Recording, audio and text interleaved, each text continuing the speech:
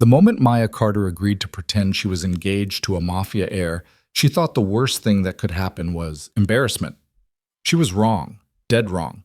Because when you're sitting at a Tuscan wedding surrounded by men who smile like predators and speak in coded threats, when the lights go out and a silenced gunshot cuts through the darkness, when you realize the man whose ring you're wearing just killed someone to keep you breathing, that's when you understand.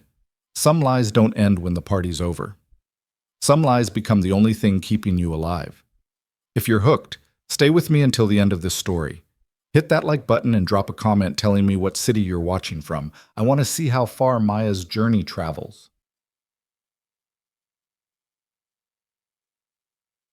The villa, perched on the Tuscan hillside like a crown jewel, all honey-colored stone and terracotta roofs glowing in the late afternoon sun.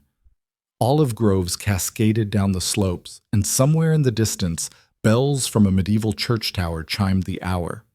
It was the kind of place that appeared in travel magazines with captions like "Paradise Found" or "Dream Wedding Destination." Maya Carter sat alone on the terrace with a cup of Earl Grey going cold in her hands, feeling about as out of place as a sparrow in a peacock sanctuary. She shouldn't have come. She'd known it the moment she'd accepted the invitation from her college roommate Sophia, who'd insisted that Maya had to be there for her big day. But Sophia had failed to mention that big day meant a 300-guest spectacle featuring Italian aristocracy, international business moguls, and enough diamonds to fund a small nation's GDP. Maya tugged at the modest cream dress she'd bought off the rack in Boston, suddenly aware of how it paled, literally, next to the designer gowns swirling around her. Women glided past in Valentino and Versace, their laughter bright and careless, their jewelry catching the light like small, expensive fires. Men in custom suits spoke in low tones, checking watches that cost more than Maya's annual salary as a freelance translator. She'd made it through the ceremony, where Sophia had married Alessandro Conti, a handsome banker from Milan with the kind of smile that belonged on cologne advertisements. She'd clapped at the right moments, dabbed at her eyes during the vows, and successfully avoided spilling champagne on herself during the reception line. But now, with the formal dinner still an hour away, Maya had retreated to this quiet corner of the terrace, nursing her tea and counting down the minutes until she could reasonably claim jet lag and disappear to her room. "Excuse me." The voice was female, soft, and trembling. Maya looked up to find a woman sliding into the wrought iron chair beside her. She was perhaps 60, elegant in a way that suggested decades of practice, champagne-colored dress, pearls that looked real because they absolutely were, silver hair swept into a chignon that probably required professional assistance. But her hands shook as she set down her wine glass, and her expertly applied makeup couldn't quite hide the fear in her eyes. "I'm sorry to intrude," the woman said in accented English. "You are Maya, yes? Sophia's American friend?" "Yes." Maya set down her teacup, confused. "I'm sorry, have we met?" "No, but I know who you are, and more importantly—" The woman glanced around the terrace, her movements quick and nervous, like a bird sensing a predator. "More importantly, you don't know anyone here, except Sophia, and she's occupied." That was certainly true. Maya could see Sophia across the gardens, radiant in her wedding dress, surrounded by a court of well-wishers. "I don't understand," Maya said carefully. The woman leaned closer, and Maya caught the expensive scent of her perfume mixed with something else, the sharp edge of desperation. "I am Lucia Valeri," the woman said, "Alessandro's aunt, and I need your help with something unusual." "What kind of help?" Lucia's fingers twisted together in her lap. "There is a man who will arrive in approximately 10 minutes. His name is Silvio Moretti. He is a business associate of my late husband's family, and he expects to meet my son's fiancée tonight." Maya blinked. "Okay, so where is she?" "She doesn't exist." Lucia's voice dropped to barely a whisper. "We told Silvio that Dante, my son, is engaged to be married, to discourage certain arrangements. But Silvio insisted on meeting her, and if he discovers we lied, there will be consequences neither you nor I can fully imagine." The bells in the distance chimed again, and Maya felt the first cold finger of real unease trace down her spine. Mrs. Valeri, I think you've mistaken me for someone else. I can't help with, please. Lucia's hand shot out, gripping Maya's wrist with surprising strength. Just for tonight, just through dinner, pretend you are Dante's fiancée. Smile, stay at his side, play the part. When Silvio leaves tomorrow, you'll be free to go. I'll pay you. Anything you want. Name your price. Maya tried to pull her hand back, but Lucia held on. This is insane. I'm not an actress. I can't just... You don't understand. Lucia's voice cracked. Silvio doesn't make requests. He makes arrangements. If he believes Dante is unattached, he will arrange a marriage to his daughter, a girl who is involved in things that would destroy my son. And if we refuse openly, after lying to him, people who offend Silvio Moretti don't simply lose business deals, Miss Carter. They lose everything. The words hung in the warm Italian air like smoke from a distant fire. Maya's rational mind screamed at her to stand up, make an excuse, and run. This was clearly some kind of wealthy family drama she wanted no part of. Rich people and their schemes, their arranged marriages, their business politics, it was none of her concern. But Lucia's eyes held something beyond mere social embarrassment. They held genuine fear. Mrs. Valeri, I appreciate that you're in a difficult position, but I'm a terrible liar. I'll give you away in the first 5 minutes. You won't. Lucia released her wrist and sat back, composing herself with visible effort. Because Dante is exceptional at this. You only need to follow his lead. Stay close to him, let him do the talking, and... She stopped abruptly, her gaze fixing on something over Maya's shoulder. The temperature on the terrace seemed to drop 10 degrees. Maya turned and felt her breath catch. A man was crossing the gardens toward them, and everything about him screamed danger wrapped in expensive tailoring. Tall, broad-shouldered, moving with the fluid economy of someone who'd learned violence young and never forgotten it. His suit was black, perfectly cut, probably worth more than Maya's car. Dark hair swept back from a face that was almost beautiful except for the coldness in it. Sharp cheekbones, strong jaw, and eyes the color of winter storms that saw everything and revealed nothing. But it wasn't his appearance that made Maya's heart kick into overdrive. It was the way the crowd parted for him without seeming to notice they were doing it. The way conversations dropped in volume as he passed. The way he moved like a man who'd never had to ask for anything twice in his life. That's Dante? Maya whispered. Yes? Lucia stood abruptly, smoothing her dress. And behind him, the man in gray. That's Silvio. Maya looked past Dante and saw a second man approaching. Older, perhaps 70, with silver hair and a smile that would have looked grandfatherly, if not for the eyes. Cold. Calculating. Assessing everything they touched like a butcher examining meat. 3 other men flanked him. Younger. Wearing suits that bulged in telling places. Mrs. Valeri, I can't do this, Maya said urgently, standing. I don't know anything about your son. I don't know what to say. Just follow his lead. Lucia grabbed her hand, squeezed it once, hard. Please, for one night, help us survive one night. Then Dante was there, stepping onto the terrace with Silvio and his men behind him. Up close, he was even more intimidating. Over 6 feet, maybe 6'2", with a presence that seemed to compress the air around him. His eyes, steel gray, cold as a blade, swept over Maya in one quick, assessing glance that made her feel simultaneously invisible and completely exposed. Then he smiled, and it was like watching ice crack to reveal something warm beneath. There you are, tesoro. His voice was deep, smooth, with a faint Italian accent that turned the endearment into something intimate. I've been looking for you. He moved to Maya's side with fluid grace, his hand settling at the small of her back, warm, possessive, utterly confident. Maya's mind went blank. Dante! Silvio's voice was silk over steel. You didn't tell me your lovely fiancé had arrived. She wanted to surprise me. Dante's hand pressed slightly against Maya's back, a silent message. Play along. Maya prefers to avoid the spotlight. Don't you, amore? His eyes met hers, and in them Maya saw a warning so sharp and clear it might as well have been spoken aloud. Agree? Or we're both dead. Yes. Maya's voice came out steadier than she felt. I'm not much for crowds. Silvio's smile widened, showing teeth too white to be natural. How refreshing. So many young women today crave attention like flowers crave sunlight. He stepped closer, and Maya caught the scent of expensive cologne and something underneath it that made her think of morgues. Silvio Moretti, it's a pleasure to finally meet the woman who captured Dante Valeri's elusive heart.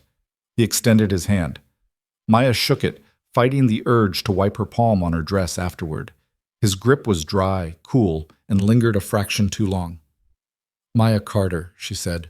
The pleasure is mine. American. Silvio's eyes glittered. How delightfully unexpected. I had assumed Dante would choose someone from one of our established families. But perhaps that's the appeal, yes? An outsider, uncomplicated by history. There was something in the way he said uncomplicated that made it sound like an insult. I find complications overrated, Dante said smoothly, his arm sliding around Maya's waist, pulling her closer to his side. Maya is refreshing. Indeed. Silvio's gaze traveled over Maya with the clinical interest of an appraiser. And what is it you do, Miss Carter? How does an American translator, he paused, making it clear he'd done his research, come to win the heart of Italy's most eligible bachelor? Maya's pulse hammered. How did he know her profession? She'd never met this man, had no connection to this world of wealth and whispered threats. She's intelligent, Dante said before Maya could answer. Beautiful. And she doesn't want anything from me except my company. That's rarer than diamonds in my world. How romantic. Silvio's smile never reached his eyes. Though I wonder, Dante, why we're only hearing about this engagement now? You've been so very private about your personal life. Because it's personal. Dante's voice cooled several degrees. Surely you understand the value of discretion, Silvio. The air between the two men tightened like a wire about to snap. One of Silvio's guards shifted, his hand moving fractionally toward his jacket. Lucia made a small, desperate sound. And Maya, operating on pure instinct and absolutely no common sense, laughed. It came out light, genuine, cutting through the tension like a knife through butter. Dante's been lecturing me about discretion for months, she said, looking up at him with what she hoped was believable affection. But I told him I'm American. We don't do subtle very well. I wanted to shout it from the rooftops. She was babbling. She could hear herself babbling. But Silvio's attention had shifted to her, his eyes narrowing with what might have been amusement or might have been something far more dangerous. A woman who speaks her mind, he said. How does Dante tolerate such dangerous honesty?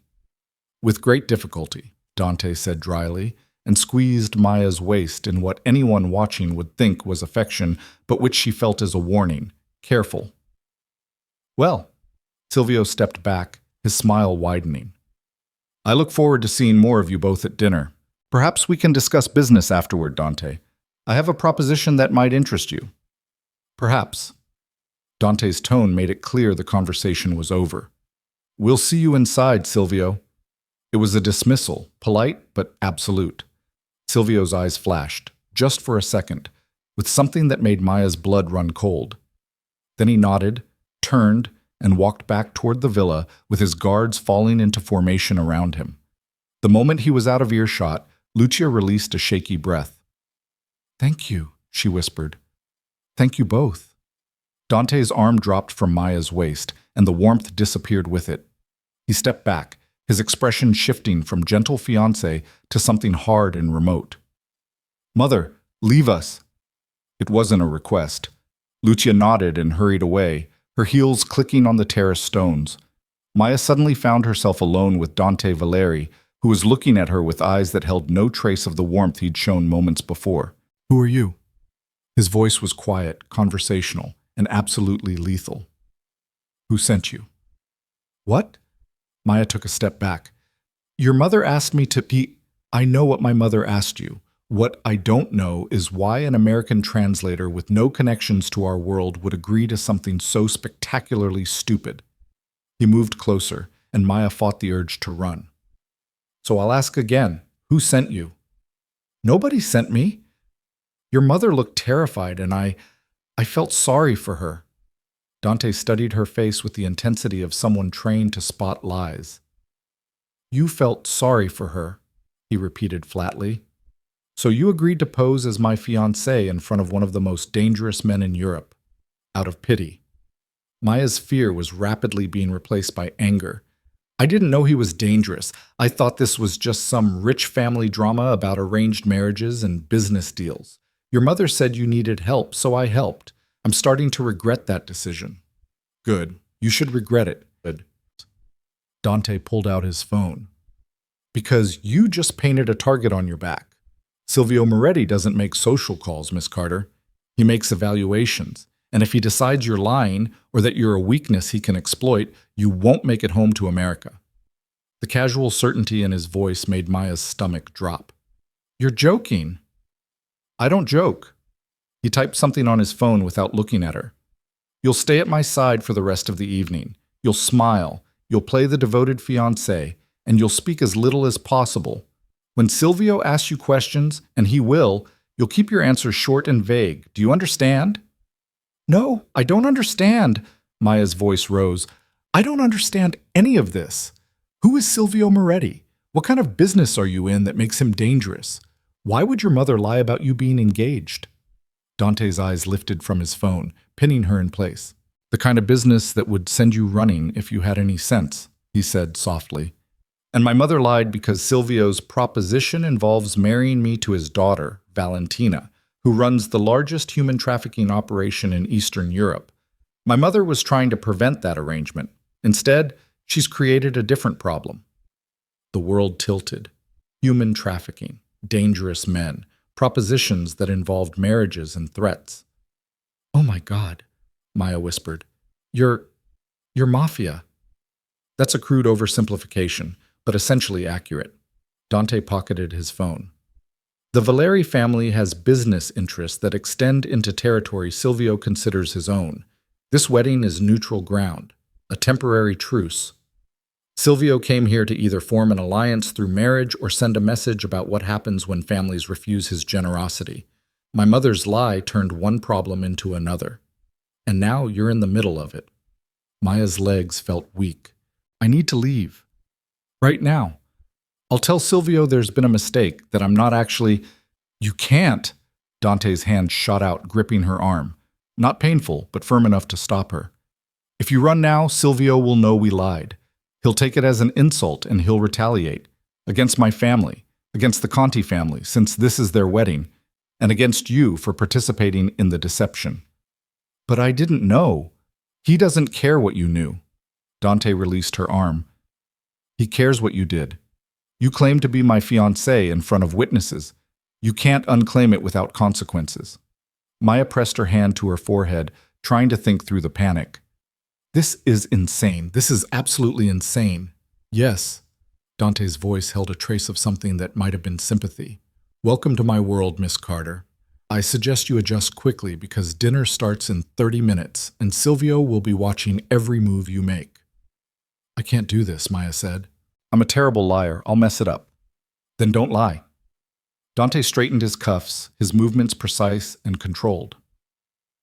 Just stay close to me and let me handle the conversation.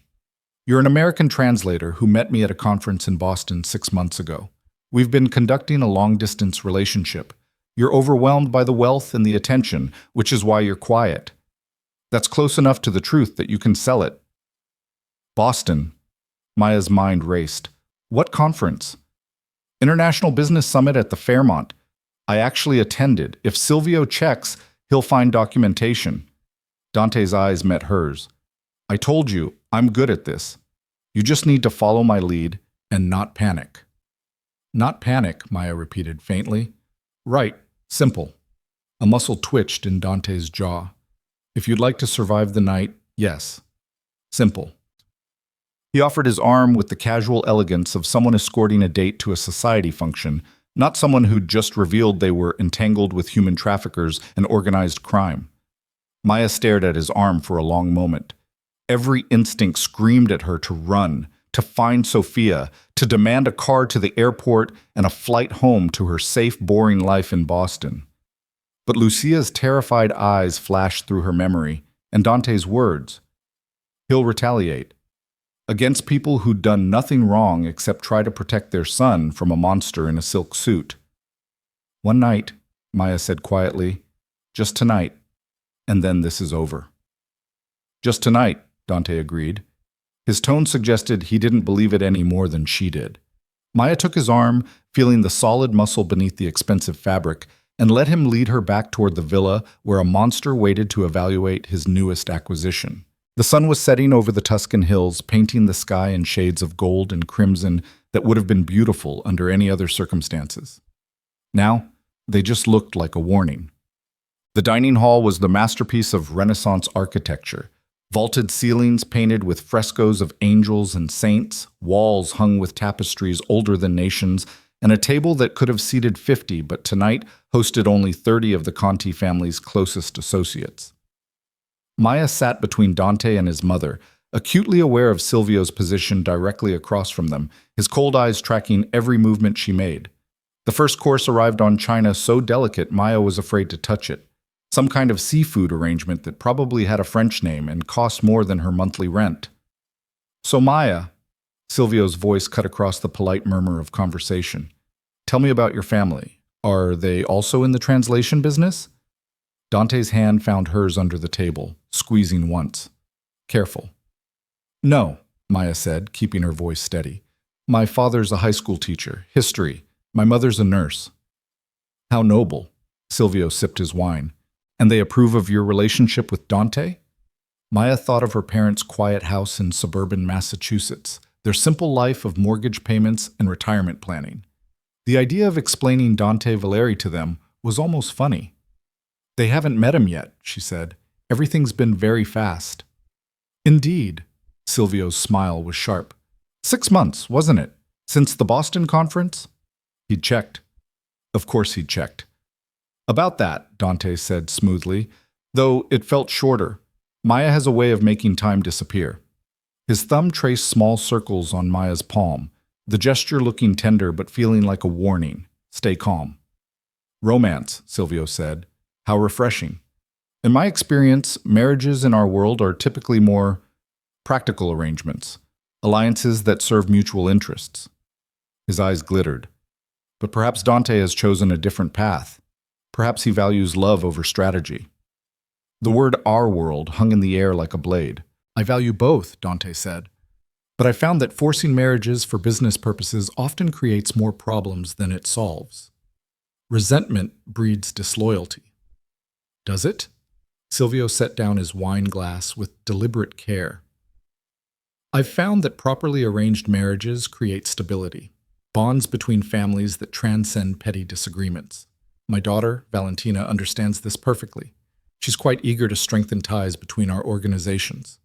Lucia's fork clattered against her plate. Dante's hand tightened on Maya's. "I'm sure Valentina will make someone very happy," Dante said. "But as you can see, I'm already committed." "Are you?" Silvio's gaze shifted to Maya. "Tell me, dear, has Dante proposed properly? With a ring?" Maya's heart stopped. Of course there was no ring. There was no engagement. There was just this insane lie that she'd been stupid enough to go along with, and now Silvio was calling them on it. "The ring is being sized," Dante said. "Maya has delicate fingers. I wanted it to fit perfectly." "Show me your hand, dear." It wasn't a request. Maya extended her left hand across the table, praying Silvio couldn't see the way it trembled. He studied it with clinical interest. "Indeed, quite delicate. What kind of ring did Dante choose?" "He won't tell me," Maya said, surprising herself with how steady her voice sounded. "He says it's a surprise." "How romantic." Silvio released her hand. "I do hope we'll see it soon. Before the engagement becomes official, I'd like to discuss some business with Dante. Purely professional, of course, but I believe there are opportunities for our families to work together. Unless..." He paused, his smile widening. "Unless Dante has decided to leave the family business entirely, perhaps to pursue a quiet life with his American teacher. Is that your plan, Dante? To walk away?" The temperature in the room dropped. Maya felt Dante's entire body tense beside her, every muscle coiling like a spring about to snap. I have no intention of walking away from my responsibilities, Dante said quietly. But I also have no intention of allowing anyone else to dictate my personal choices. I believe we can work together professionally without binding our families through marriage. Can we? Silvio leaned back in his chair. I wonder. In my experience, young men often make emotional decisions they later regret. Love is a wonderful thing, but it's also a weakness, a vulnerability that enemies can exploit. The threat couldn't have been clearer if he'd written it in blood. Maya's mouth opened before her brain could stop it. Then it's a good thing Dante doesn't have enemies, she said. Just business associates who respect boundaries. The table went silent. Silvio's eyes locked on her, and Maya felt the full weight of his attention like a physical force. Then, impossibly, he laughed. Oh, I like her, he said to Dante. She has spirit. That's rare in our world. Most women learn to stay silent. Maya isn't from our world, Dante said. That's part of her appeal. Yes. Silvio's smile faded. Though I wonder how long that appeal will last once she truly understands what being part of your life means. The violence, the compromises. The blood that stains even the cleanest hands. He stood, and the entire table seemed to exhale. I think I'll take my dessert in the garden, he said. The conversation has given me much to think about. Dante, we'll speak tomorrow, before I leave. It was a command, not a suggestion. Of course, Dante said. Silvio nodded to Lucia, ignored Maya entirely, and walked out with his guards falling into step behind him. The moment he was gone, the room erupted in relieved conversation. Dante released Maya's hand and stood. Excuse us, he said to the table. I need a moment with my fiancée. He guided Maya out of the dining hall, down a corridor hung with oil paintings of stern-faced ancestors, and into a small library that smelled of leather and old books. The moment the door closed, he turned on her. What the hell was that? What was what? Maya's hands were shaking now that the adrenaline was fading. I was just trying to help. I told you to stay quiet. Dante's control was fracturing, real emotion bleeding through. You don't challenge Silvio Moretti. You don't mouth off to a man who's killed people for lesser insults. He was threatening you, Maya shot back. He was sitting there making thinly veiled threats about your weakness, and I can handle him. Dante's voice rose. I've been handling men like Silvio since I was 16 years old. I don't need an American translator with no understanding of this world to defend me. Then maybe you should have told your mother not to drag me into it. They stared at each other, both breathing hard. Dante ran a hand through his hair, disrupting its perfect styling. You're right. This isn't your fault. My mother put you in an impossible position, and I'm taking my anger out on you. I apologize. The formal apology somehow made everything worse. Maya sank into a leather armchair. What happens tomorrow, when Silvio wants to discuss business?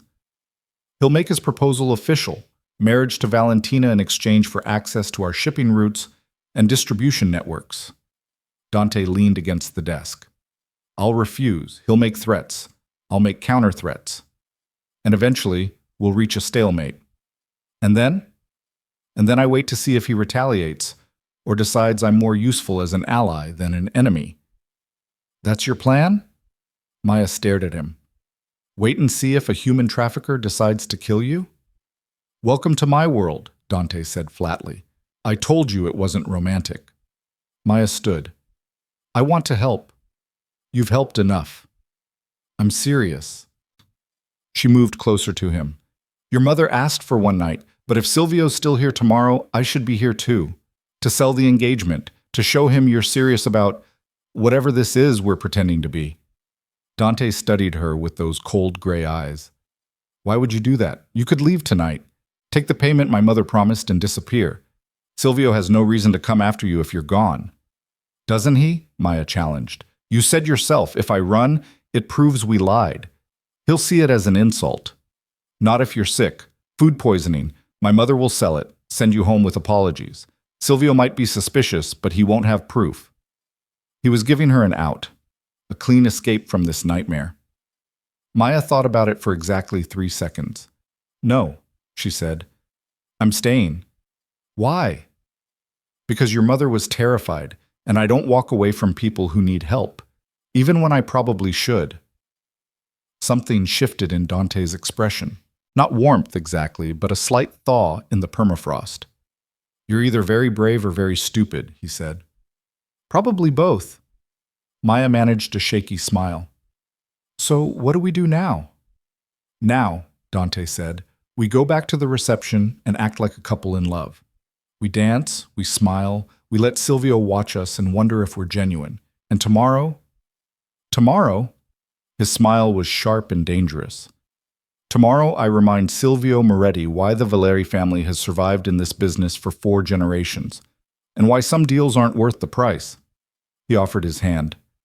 Maya took it and let him lead her back into the beautiful, deadly world she'd stumbled into. Neither of them noticed the figure watching from the shadows of the corridor, or the phone being raised to take a photograph, or the message being sent to Silvio Moretti with a single line of text. "The girl is lying. I have proof." The reception had transformed the villa's gardens into something out of a fairy tale. String lights woven through olive branches cast a golden glow over white-clothed tables, and a small orchestra played classical pieces that drifted on the warm night air. Couples swayed on the dance floor while servers circulated with champagne and delicate pastries that looked too beautiful to eat. Maya stood at the edge of it all, Dante's hand resting possessively at the small of her back, and tried to remember how to breathe normally.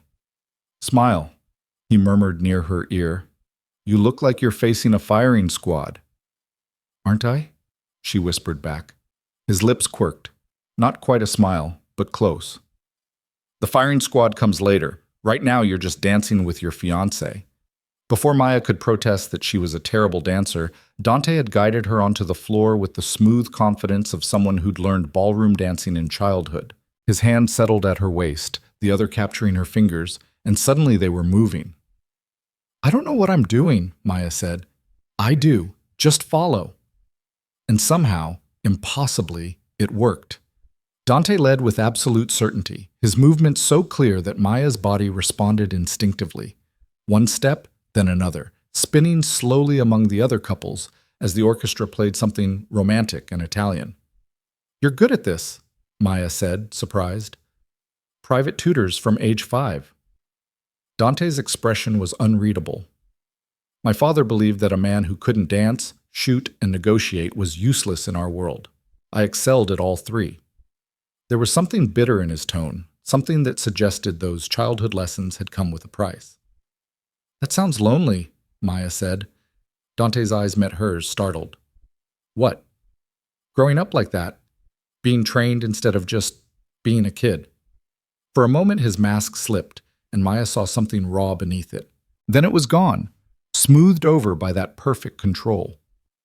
"Loneliness is a luxury I couldn't afford," he said. "The Valeri family has enemies. I needed to be ready to face them." "Is that what Silvio is? An enemy?" "Silvio is complicated." Dante spun her gently, her dress flaring. "He's both ally and threat, partner and predator. He controls territory we need access to, but he also wants things we can't give him without losing ourselves entirely.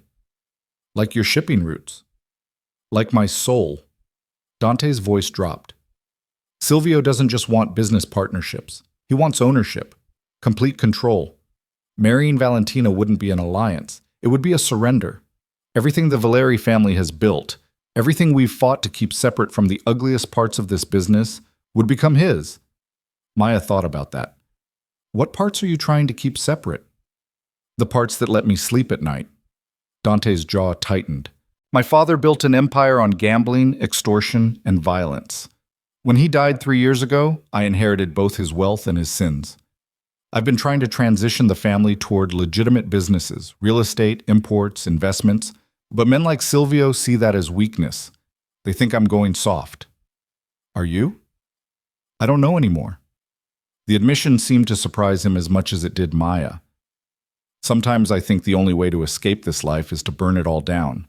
But then I remember the people who depend on us, the families who work for us, who need the jobs we provide. And I realize I'm trapped just as surely as if Silvio had already put me in chains." The song ended, bleeding into another, but they didn't stop dancing. "Your mother loves you," Maya said quietly. "She was terrified tonight. Not for herself. For you. I know. Dante's expression softened fractionally. She's seen what this life does to people. She watched it destroy my father, turn him into something cold and brutal. She doesn't want that for me. Is that why she lied to Silvio? She was trying to protect me. Instead, she created a different kind of trap. His hand tightened at Maya's waist. Now Silvio is watching us, evaluating whether you're real or a convenient fiction. And if he decides you're fake, I know, you already explained the consequences. They moved in silence for a moment, the music swelling around them. Thank you, Dante said finally. For staying, for not running when you had the chance. I'm not sure I had a choice. You did. You still do. His eyes searched her face. After tomorrow, if we survive Silvio's meeting, you can go home. I'll make sure you're protected, that no one comes after you. You'll be free of all this. Maya should have felt relieved. Instead, she felt something closer to sadness. And you? She asked. Will you be free? Dante's smile was sharp and bitter. I stopped being free the day I was born into this family. The song ended to polite applause, and Dante stepped back, releasing her. The loss of his warmth left Maya feeling strangely bereft. I need to speak with some associates, he said. Stay with my mother. Don't wander off alone. Dante. But he was already moving away, his posture shifting from gentle dance partner to something harder, more dangerous. Maya watched him join a group of men in expensive suits, saw the way they straightened as he approached, the deference in their body language. This was his world. Power plays in hierarchy, respect earned through fear. He cares for you, you know. Maya turned to find Lucia at her elbow, holding 2 glasses of champagne. She offered one to Maya. We barely know each other, Maya said. That's not what I meant. Lucia sipped her champagne. I meant he cares about you, already. I saw the way he looked at you during dinner when Silvio was pushing. Dante has spent 3 years perfecting his mask, showing nothing, feeling nothing. But tonight, when Silvio threatened you, Dante was ready to kill him right there at the table. Maya's hand shook slightly, champagne threatening to slosh over the rim of her glass. Mrs. Valeri, I think you're seeing what you want to see. This is just an act. Is it? Lucia's eyes were knowing. Then why are you still here? Why didn't you take my offer to leave? Maya didn't have a good answer for that. I should go check on Sophia, she said instead. Make sure the bride is having a good night. Sophia is radiant. Lucia nodded toward the dance floor where the new bride was laughing in Alessandro's arms. But yes, go to her. It will look natural, and it will give Silvio less to scrutinize. Maya made her way across the garden, weaving between clusters of guests until she reached Sophia. Maya! Sophia's face lit up. I've been looking for you. Come, dance with us. She pulled Maya into the circle of bridesmaids, all beautiful women in matching lavender dresses who welcomed her with the easy warmth of people already several glasses deep into celebration. For the next hour, Maya let herself almost forget the danger. She danced and laughed, listened to Sophia's friends tell embarrassing stories about Alessandro, and ate tiny pastries that melted on her tongue. It was easy to pretend, in these moments, that she was just a normal guest at a normal wedding, but she couldn't ignore the weight of eyes on her back. She glanced over her shoulder and found Silvio standing near the villa's entrance, watching her with the patient intensity of a cat watching a mouse hole. Maya's stomach dropped. I need some air, she said to Sophia. Too much champagne. Don't go far, Sophia called after her. We're cutting the cake soon. Maya headed away from the party, following a stone path that wound through the gardens toward what looked like a quiet terrace overlooking the valley. The music faded behind her, replaced by the chirp of crickets and the distant sound of water from a fountain. She'd almost reached the terrace when she heard voices. Low, urgent, speaking Italian. Maya's translation instincts kicked in automatically, her brain parsing the words even as she told herself to turn around, to walk away, to not get involved in something that was clearly private. Tomorrow night, during the toast, when the lights dim. You're certain he'll be standing there? He always stands by the fountain during toasts. It's tradition. The shot will be clean. Maya's blood turned to ice. She pressed herself against the stone wall, hidden by shadows and a climbing rose bush, and listened to two men plan a murder. What about the guards? Distracted. Moretti's men will create a diversion at the west entrance. 30 seconds. That's all I need. And the weapon? Suppressed. No one will even know what happened until he's already bleeding out. Silvio will be pleased. He's wanted Valeri dead for months. This wedding provided the perfect opportunity. Dante. They were talking about killing Dante. Maya's hand flew to her mouth, stifling a gasp. Someone's coming! Move! Footsteps approached rapidly, and Maya realized with horror that she was trapped. If she ran, they'd hear her. If she stayed, they'd find her. She pressed deeper into the shadows, making herself as small as possible, and prayed. The two men emerged from around a corner, both young, both wearing the black suits of security staff. They walked past Maya's hiding spot without looking, their conversation switching to mundane topics about the food and the weather. The moment they were gone, Maya ran. She didn't care about being quiet or subtle. She just ran back toward the party, her heels clicking on stone, her breath coming in panicked gasps. She burst into the garden area and nearly collided with Dante. His hands shot out, steadying her. What's wrong? I need to talk to you, now, privately. Something in her voice must have conveyed the urgency because Dante didn't argue. He guided her quickly toward a small alcove away from the main party, his body blocking her from view. What happened? His hands still gripped her arms, his eyes scanning her face. Did someone hurt you? I overheard something. Two men. They were speaking Italian, but I understood. I'm a translator, remember? Dante. They're planning to kill you. He went very still. What exactly did you hear? Maya repeated the conversation word for word, her translation training allowing her near-perfect recall. Tomorrow night, during a toast, they said something about you standing by a fountain, that it's tradition. One of them has a suppressed weapon. Silvio's men will create a distraction. Dante's expression had gone from concern to absolutely glacial. You're certain of the words? I'm certain. Dante, we need to call the police or... No police. His voice was flat. This is family business. Family business? They're planning to murder you. And the police are half owned by families like Silvio's. If we call them, we'll be dead before they arrive. Dante pulled out his phone. Who were the men? Did you see their faces? Yes, both young, maybe late 20s. One had a scar above his left eyebrow. The other had dark hair, kind of slicked back. Dante's thumbs flew over his phone screen. You're describing Luca Romano and Marco Benedetti. They're supposed to be loyal to the Conti family, but clearly Silvio bought them. He made a call, speaking rapid Italian that Maya could only partially follow. Something about traders, security, and moving up the timeline. When he hung up, his face was grim. You just saved my life, he said. If you hadn't heard that conversation, if you'd ignored it or been too afraid to tell me, I'd be dead tomorrow night. What are you going to do? Handle it. His jaw clenched. Quietly. Before Silvio realizes his plan has been exposed. Handle it how? Dante's eyes met hers, and Maya saw something in them that made her take an involuntary step back. Not quite violence, but the promise of it. The cold certainty of someone who knew exactly how to eliminate a threat. You don't want to know, he said softly. Trust me on that. Dante, you've done more than enough. He cupped her face with surprising gentleness. Thank you, Maya. Truly. But from this point forward, I need you to stay out of it. Stay with my mother, stay visible at the party, and let me deal with the traitors. And Silvio? Silvio will be handled too, but carefully. If we move against him directly, it'll start a war that will burn through half of Italy.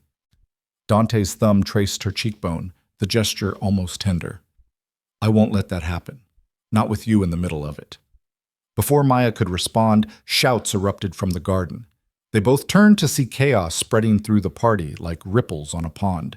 Guests backing away from something, women screaming, men shouting for security. Dante swore and ran toward the commotion. Maya followed, her heart hammering. In the center of the garden, near the fountain where couples had been dancing moments before, Alessandro Conti lay on the ground, blood spreading across his white dress shirt. Sofia knelt beside him, her wedding dress soaking up crimson, screaming her husband's name. and standing over them, holding a gun with smoke still curling from the barrel, was one of Silvio's guards. "Nobody move!" the guard shouted in accented English. "This is what happens when families betray their promises." Dante was already moving, faster than should have been possible in his formal suit. He closed the distance to the gunman in seconds, his hand striking out in a blur of motion that sent the weapon flying. The guard went for a backup piece, but Dante was on him, slamming him to the ground with brutal efficiency. The sound of bone breaking was audible even over the screaming. More guards appeared, both Silvio's and the Conti family's, weapons drawn, everyone shouting, chaos spiraling toward bloodshed. "Stop!" Silvio's voice cut through the pandemonium like a blade. He stood on the terrace steps, backlit by the villa's lights, looking more annoyed than concerned. "Put the weapons down, all of you, now!" The command in his voice was absolute.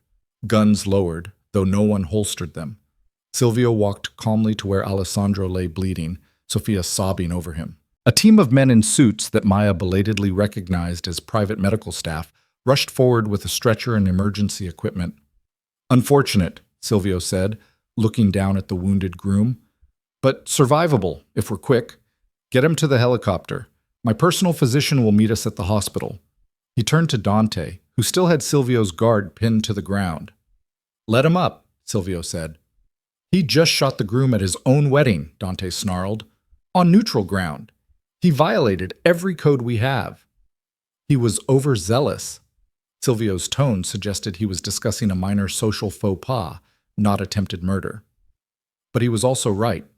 The Conti family has been making deals behind my back, arrangements that affect my interests. I merely sent a message about the consequences. The casualness with which he discussed violence made Maya's skin crawl. Dante hauled the guard to his feet and shoved him toward Silvio's other men. "Take your dog and get out. You've made your point." "Have I?" Silvio's eyes glittered. "I wonder. Perhaps the message wasn't clear enough." He looked directly at Maya. Every instinct Maya had screamed danger. "You know," Silvio continued conversationally, "I've been thinking about your fiancée, Dante. Such a sweet girl, so innocent. It would be terrible if something happened to her because of misunderstandings between our families." Dante moved to block Maya from Silvio's view, his entire body radiating lethal intent. "Touch her, and I'll burn your empire to ash." "Such passion," Silvio smiled. "But is she worth it? Is one American girl worth starting a war that will cost hundreds of lives?" "Yes," Dante said without hesitation. The word hung in the blood-scented air. Silvio studied them both for a long moment, then shrugged. "Very well. I believe you. The engagement appears genuine, which means, Dante, that you've made your choice. You've chosen love over alliance, personal happiness over family duty. I've chosen not to be your puppet." "Same thing." Silvio's smile widened. "Unfortunately, that choice comes with consequences. You have 48 hours to reconsider. If you haven't contacted me by then to discuss a proper arrangement, I'll assume you're declaring independence from our partnership, and I'll respond accordingly." He turned to leave, then paused. "Oh, and Dante? Your little fiancée should be more careful about where she wanders. Gardens can be dangerous at night. One never knows who might be listening in the shadows." Maya's blood turned to ice. He knew. Somehow, he knew she'd overheard the assassination plan. Silvio walked away with his guards falling into formation around him, leaving behind a wedding turned into a nightmare and a message written in blood. The moment he was gone, Dante turned to Maya, his face carved from stone. "We need to leave. Now." "What about Alessandro?" "He'll live." The shot was precise, meant to send a message, not kill. "Silvio's physician will patch him up, and tomorrow we'll pretend this never happened." Dante grabbed her hand. "But you're not safe here anymore. Silvio knows you heard something. He won't let that stand." "I don't understand. If he knows I heard, why did he just let me walk away?" "Because killing you here would start the war he's not quite ready for." Dante was already moving, pulling her toward the villa. "But the moment we're off neutral ground, you become fair game. We have maybe an hour before his men circle back." "Dante, I can't just leave. Sofia will understand." They reached the villa entrance where Lucia was already waiting with Maya's purse and a car key. "Mother, take the south road. Don't stop until you reach the safe house in Siena." "What about you?" Lucia's face was pale. "I'll handle the cleanup here and join you by dawn." Dante kissed his mother's cheek, then turned to Maya. "Go with her. Trust no one except family." "And Maya?" "Yes?" "When this is over, I'll explain everything. I promise." Before Maya could argue, Lucia had her arm and was pulling her toward a sleek black car parked in the shadows. They drove in tense silence, the villa's lights disappearing behind them as they wound down mountain roads. Maya kept expecting headlights to appear behind them, Silvio's men pursuing, but the road stayed dark. After 30 minutes, Lucia finally spoke. "I'm sorry," she said quietly. "I never meant for any of this to happen. I just wanted to protect my son." "I know," Maya said, "but Mrs. Valeri, what happens now? Silvio gave Dante 48 hours. Then what?" Lucia's hands tightened on the steering wheel. "Then we find out if my son is willing to become his father, if he'll do what's necessary to keep us all alive." "What does that mean?" But Lucia wouldn't answer. They drove through the night toward a safe house Maya had never heard of, running from a threat she barely understood, and all Maya could think about was Dante's face when Silvio had threatened her. The absolute certainty in his voice when he'd said one word, yes, as if she was worth a war, as if she was worth everything. The safe house turned out to be a centuries-old farmhouse nestled in the hills outside Siena, its stone walls thick enough to withstand sieges and its windows shuttered against more than just the morning sun. Lucia had driven them through winding roads that seemed to double back on themselves, checking mirrors obsessively, until finally pulling through iron gates that closed automatically behind them. Maya had barely slept. She'd spent most of the night in a second-floor bedroom with antique furniture and bars on the windows, listening to every creak and groan of the old house, jumping at shadows. Her phone had no signal.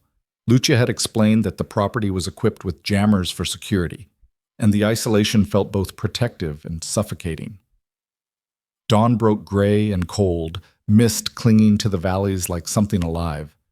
Maya found Lucia in the kitchen, making espresso with hands that shook slightly as she worked the machine. The older woman had changed from her elegant wedding attire into simple black pants and a sweater, her hair pulled back, her face scrubbed clean of makeup.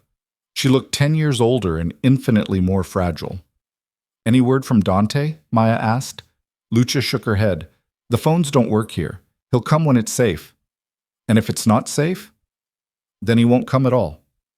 Lucia's voice was flat, accepting. "This is the life we've chosen, or rather, the life that chose us." Maya accepted the tiny cup of espresso, the bitter brew doing nothing to settle her nerves. "Mrs. Valeri, I need you to tell me the truth. What exactly is Dante involved in? You said your husband's business, but what does that mean?" Lucia was silent for a long moment, staring out the window at the mist-shrouded hills. When she finally spoke, her voice carried the weight of years. "My husband, Antonio, built an empire on other people's weaknesses. Gambling, loan sharking, protection rackets. He was good at it, too good. By the time Dante was born, the Valeri family controlled half of Tuscany's underground economy." She turned to face Maya. "Antonio wanted his son to inherit that empire. He trained Dante from childhood, teaching him to be ruthless, strategic, unfeeling. He succeeded too well. By 18, Dante was already his father's enforcer. By 25, he'd earned a reputation that made grown men nervous." Maya thought of the cold control she'd seen in Dante's eyes, the easy violence when he'd taken down Silvio's guard. What changed? Antonio died. Heart attack 3 years ago. And suddenly Dante was free to make his own choices. Lucia's smile was sad. "He's been trying to go legitimate ever since, selling off the gambling operations, shutting down the protection rackets, investing in real businesses, but men like Silvio see that as weakness. They think Dante has gone soft, that he's vulnerable, so they push." The marriage proposal was a test. Silvio wanted to see if Dante would submit, if he could be controlled. Your presence gave Dante an excuse to refuse without appearing to challenge Silvio directly. Lucia's eyes met Maya's. But now Silvio knows it was a lie, or at least he suspects, and that makes you a liability. So what happens when Dante gets here? That depends on what Dante decides he's willing to do. Lucia set down her espresso cup with careful precision. He has 3 choices. First, he can agree to Silvio's terms, marry Valentina, merge the families, accept being controlled. Second, he can fight, start a war that will burn through every family in central Italy and cost hundreds of lives. Or third, he can disappear, take his remaining resources, leave Italy entirely, and start over somewhere Silvio can't reach him. Lucia's voice cracked. But that would mean abandoning everything his father built, everyone who depends on our family for protection and income. It would mean running. Maya heard what Lucia wasn't saying. And Dante doesn't run. No, he doesn't. Lucia turned back to the window. Which means he'll choose to fight. And people will die. Good people, innocent people, caught in the crossfire of men's pride and power. The weight of it settled on Maya's shoulders like a physical burden. She'd walked into this thinking she was helping with some rich family's social problem. Instead, she'd become a catalyst for potential war. I should leave, Maya said quietly. Go back to America. Get out of Dante's life. Without me here, Silvio has no proof the engagement was fake. Dante could still... It's too late for that. Lucia's voice was gentle but firm. Silvio saw how Dante looked at you last night, how he was willing to die to protect you. Whether the engagement was real or not doesn't matter anymore. Dante cares for you and Silvio knows it. That makes you leverage. But we barely know each other, don't you? Lucia turned, her eyes knowing. I saw the way you looked at him too, Maya. The way you ran to warn him about the assassination plot instead of running away. The way you stood by his side even when you were terrified. That's not acting. That's something real. Maya opened her mouth to deny it, then closed it again. Because Lucia was right. Somewhere between the fake engagement and the real danger, something had shifted. She'd stopped thinking of Dante as a stranger playing a role and started seeing him as someone worth protecting. Someone who'd looked at a monster and said yes, she was worth a war.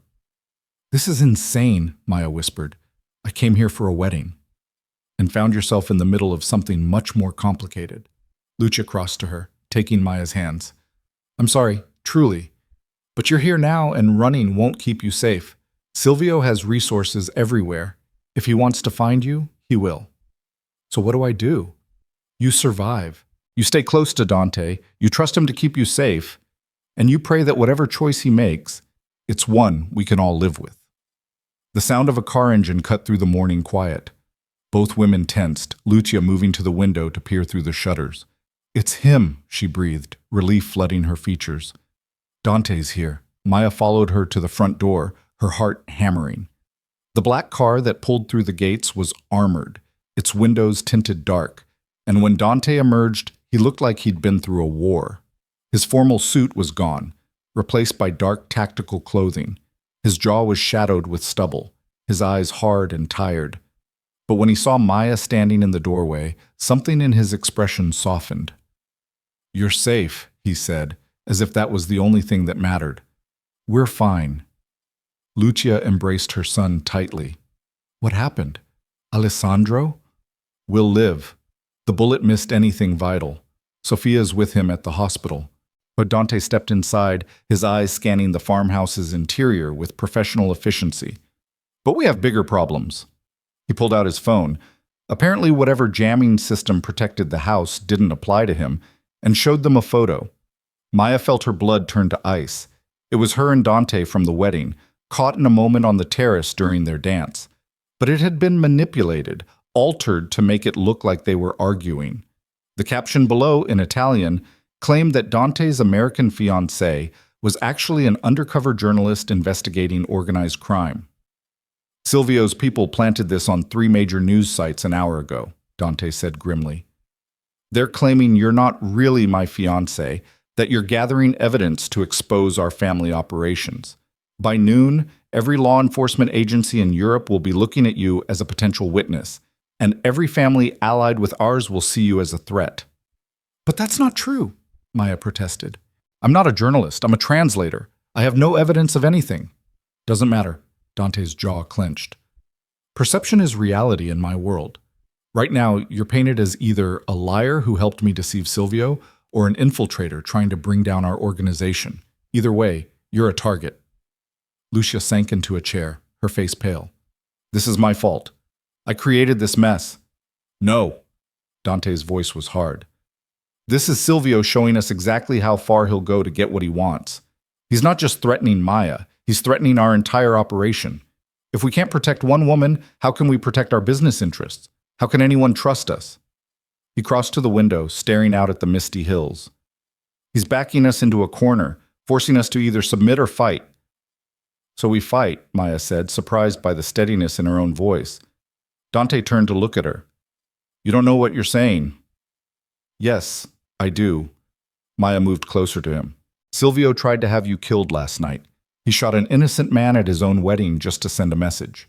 He's threatening your family, your business, everything you've built, and now he's coming after me too. So yes, we fight. People will die, Maya. Innocent people caught in the crossfire. People will die anyway if Silvio gets control of your family's operations. Maya thought of what Lucia had told her about human trafficking, about the darkness that men like Silvio represented. At least if we fight, we're fighting for something worth protecting. Dante studied her face for a long moment, something shifting in his expression. You're serious. I'm terrified, Maya admitted. But I'm also angry. Silvio doesn't get to do this. He doesn't get to threaten people and manipulate the truth and destroy lives just because he wants power. Someone has to stand up to him. Even if it costs you everything? Maya thought about her quiet life in Boston, her small apartment and freelance work and simple existence. It had been safe, comfortable, utterly unremarkable. And somewhere in the last 24 hours, she'd discovered that safety wasn't enough anymore. Even then, she said. Dante's hand came up to cup her cheek, his thumb tracing the line of her jaw. You're either the bravest person I've ever met or the most foolish. Can I be both? His laugh was short, rough. Probably. He dropped his hand, stepping back into professional mode. All right, if we're doing this, we do it smart. First, we need to discredit Silvio's story about you being a journalist. Mother, call our media contacts. Get them working on Maya's background, real translator credentials, work history, everything legitimate that proves she's exactly who she says she is. Lucia nodded, already pulling out her phone and moving toward another room. Dante turned back to Maya. Second, we need you visible and cooperative. You'll give an interview, carefully scripted, explaining that you're Dante Valeri's fiancée, that you're a private person who's overwhelmed by the attention, and that any claims of you being a journalist are false and defamatory. Will anyone believe that? Some will, others won't, but it creates reasonable doubt. Dante pulled out his phone, typing rapidly. Third, we go on offense. Silvio wants a war? We'll give him one, but on our terms, not his. What does that mean? Dante's smile was sharp and cold. It means we find the proof that Silvio ordered the hit on me last night. The two men you overheard, Luca Romano and Marco Benedetti, are going to tell us everything they know about Silvio's operation, and when they do, we'll use that information to destroy his credibility with the other families. Will they talk? They will when I'm done with them. The ice in Dante's voice made Maya shiver. Men like that are loyal only to money and fear. We take away the money and replace it with more fear, they'll sing like canaries. Maya wanted to ask what methods he'd use to extract that information, then decided she didn't want to know. Some things were better left in the shadows. Where are Romano and Benedetti now? She asked instead. In a warehouse in Florence. My men grabbed them an hour after you and my mother left the wedding. Dante checked his watch. They've had all night to think about their situation. By now, they should be properly motivated. Dante, Lucia's voice came from the doorway, tight with tension. We have a problem. She held out her phone and Maya saw the news alert on the screen. 2 bodies found in the Arno River, identified as Luca Romano and Marco Benedetti. Preliminary reports suggested execution-style killings. The room went silent. Silvio, Dante said flatly. He killed his own men to keep them from talking, or to frame you for their deaths, Lucia added. The bodies were found near one of our properties. Police are already asking questions. Maya felt the ground shift beneath her. This is a setup. He's trying to make it look like you killed them. Of course he is. Dante was already moving, grabbing keys from a hook by the door. It's perfect misdirection. He eliminates the evidence of his assassination plot and makes me look like a murderer at the same time. What do we do? Maya asked. Dante turned to face her, and in his eyes she saw the cold calculation of someone playing a game he'd learned young and played too well. We changed the rules, he said. Silvio thinks he's 3 moves ahead. Time to show him he miscalculated. 20 minutes later, Maya found herself in the passenger seat of Dante's armored car, speeding down mountain roads toward Florence. Lucia had stayed behind at the safe house, coordinating with their lawyers and media contacts, while Dante drove with the focused intensity of someone on a mission. "Where are we going?" Maya asked, gripping the door handle as Dante took a curve faster than seemed advisable. "To see the one person who might have information Silvio doesn't know we can access." Dante downshifted smoothly. "My father kept meticulous records of every deal, every arrangement, every piece of dirt he collected on his associates over 40 years in business. If Silvio has vulnerabilities, they'll be in those files."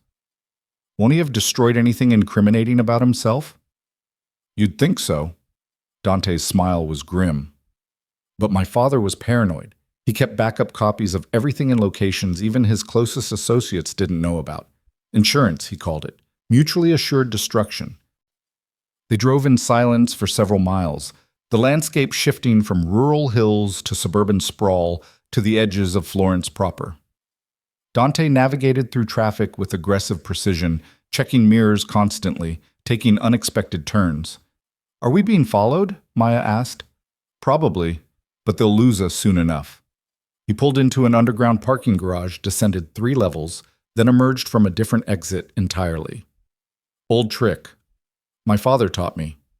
He drove for another 10 minutes before finally pulling up to what looked like a modest apartment building in a quiet residential neighborhood. Nothing about it suggested wealth or danger or secrets worth killing for. "This is it?" Maya asked. "This is it." Dante killed the engine. "My father's mistress lived here for 20 years. She's the only person besides my mother who knew where he kept his most sensitive files." They took an elevator to the 4th floor, and Dante knocked on a door marked 4C. The woman who answered was perhaps 70, elegant in a simple way that suggested old money and good taste. She took one look at Dante and smiled, though it was tinged with sadness. "You look so much like him," she said in Italian. "It's almost painful." "Ciao, Bianca," Dante replied gently. "I'm sorry to come unannounced, but I need access to the files." Bianca's eyes shifted to Maya, assessing. "Who's this?" "Someone I trust." Dante's hand found Maya's, squeezing gently. "Can we come in?" Bianca stepped aside, ushering them into an apartment that was surprisingly cozy, full of books and plants and soft furniture that invited lingering. Nothing like the stark power displays Maya had seen in the Valeri family villa. "Antonio always said the day would come when you'd need his insurance," Bianca said, moving to a bookshelf. She pulled out a volume that turned out to be hollow, revealing a small key. "He made me promise to help you when that day came, though I'd hoped it never would." She led them to a bedroom, moved aside a heavy dresser with surprising strength, and revealed a safe built into the wall. "Everything's organized by family name," she explained as she worked the combination. Antonio was methodical about his enemies. He documented every weakness, every secret, every piece of leverage he could find. The safe opened to reveal stacks of folders, memory drives, and what looked like old cassette tapes. "Silvio Moretti," Dante said. "What did my father have on him?" Bianca pulled out a thick folder, its edges worn from handling. "Plenty, and Antonio and Silvio had an arrangement for years, cooperation balanced by mutual blackmail. Your father knew things about Silvio's operation that could bring down his entire empire." She handed the folder to Dante, who opened it and began flipping through pages of documents, photographs, recordings. Maya leaned in, trying to make sense of what she was seeing. Financial records showing money laundering through offshore accounts, photos of Silvio meeting with known war criminals, testimony from women who'd escaped Valentina's trafficking operation. "This is enough to put him away for life," Maya breathed. "If we could get it to the authorities without being killed first," Dante said grimly. Silvio has half the police force on his payroll. We'd be dead before the evidence ever saw a courtroom. Then what good is it? Dante looked up from the folder, his eyes sharp. It's leverage, just like my father intended. We don't need to destroy Silvio legally. We need to threaten him with destruction publicly enough that the other families turn on him first. I don't understand. Silvio's power comes from fear and respect, Dante explained. But that respect is built on the perception that he's untouchable, that he's always 10 steps ahead. If we can show the other families that he's vulnerable, that we have evidence that could bring him down, they'll distance themselves from him. And without allies, he's just one old man with diminishing resources. So we blackmail him. We remind him that the game goes both ways. Dante closed the folder. Silvio thinks he's cornered us. Time to show him the corner has another exit. Bianca watched this exchange with sad eyes. Your father would be proud, she said quietly, and horrified. He wanted you to have these tools, but he never wanted you to need them. Dante's expression softened. I know, thank you, Bianca, for everything. They were heading back to the car when Maya's instinct screamed warning. 3 men in dark suits were standing by Dante's vehicle, their postures casual but their attention focused. Dante's hand moved to the small of his back, where Maya belatedly realized he carried a weapon. Keep walking, he murmured. Head toward the street. Don't run. But they'd only made it 3 steps when one of the men called out in Italian. Dante Valeri, we need to talk. Dante stopped, every muscle in his body coiling. About what? The man smiled, and Maya recognized the cold amusement of someone holding all the cards. About the fact that you're currently wanted for questioning in the murders of Luca Romano and Marco Benedetti. The police would very much like to speak with you. I had nothing to do with those deaths. Perhaps, but you'll need to prove that. And in the meantime, the man's eyes shifted to Maya. Your fiancée should probably come with us too, for her own protection, of course. Things are so dangerous these days. It was a threat wrapped in courtesy, and everyone knew it. Dante's hand tightened on the folder. She's not going anywhere with you. Then we have a problem. The man's smile widened, because Signor Moretti was very specific. He wants to ensure Miss Carter's safety during this difficult time, and he always gets what he wants. The other 2 men had moved closer, flanking them, cutting off easy escape routes. Maya's pulse hammered. They were trapped, outnumbered, in broad daylight on a city street with witnesses who would see nothing, remember nothing, help no one. Then Dante did something unexpected. He laughed. The sound was sharp, genuine, utterly fearless. Tell Silvio that if he wants Maya, he'll have to go through me, and we both know how that ends. Does he go through you? The man asked. Or does he simply take her when you're not looking, perhaps when you're distracted by police investigations or by other unfortunate accidents? You can't protect her every moment, Valeri. No, Dante agreed. But I can make taking her so costly that even Silvio will think twice. Tell him I have my father's files, all of them, including the ones about his daughter's operations in Romania and Bulgaria. The ones with names, dates, locations. The ones that could send Valentina to prison for the rest of her life. The man's smile faltered. You're bluffing. Am I? Dante raised the folder slightly. Want to bet Valentina's freedom on that assumption? Silence stretched between them, tight as a wire.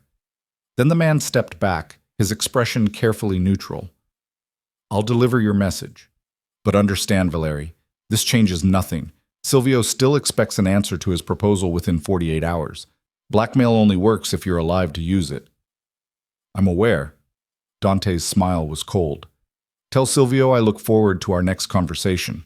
I think he'll find my answer very interesting. The 3 men retreated to their own vehicle, and moments later were gone.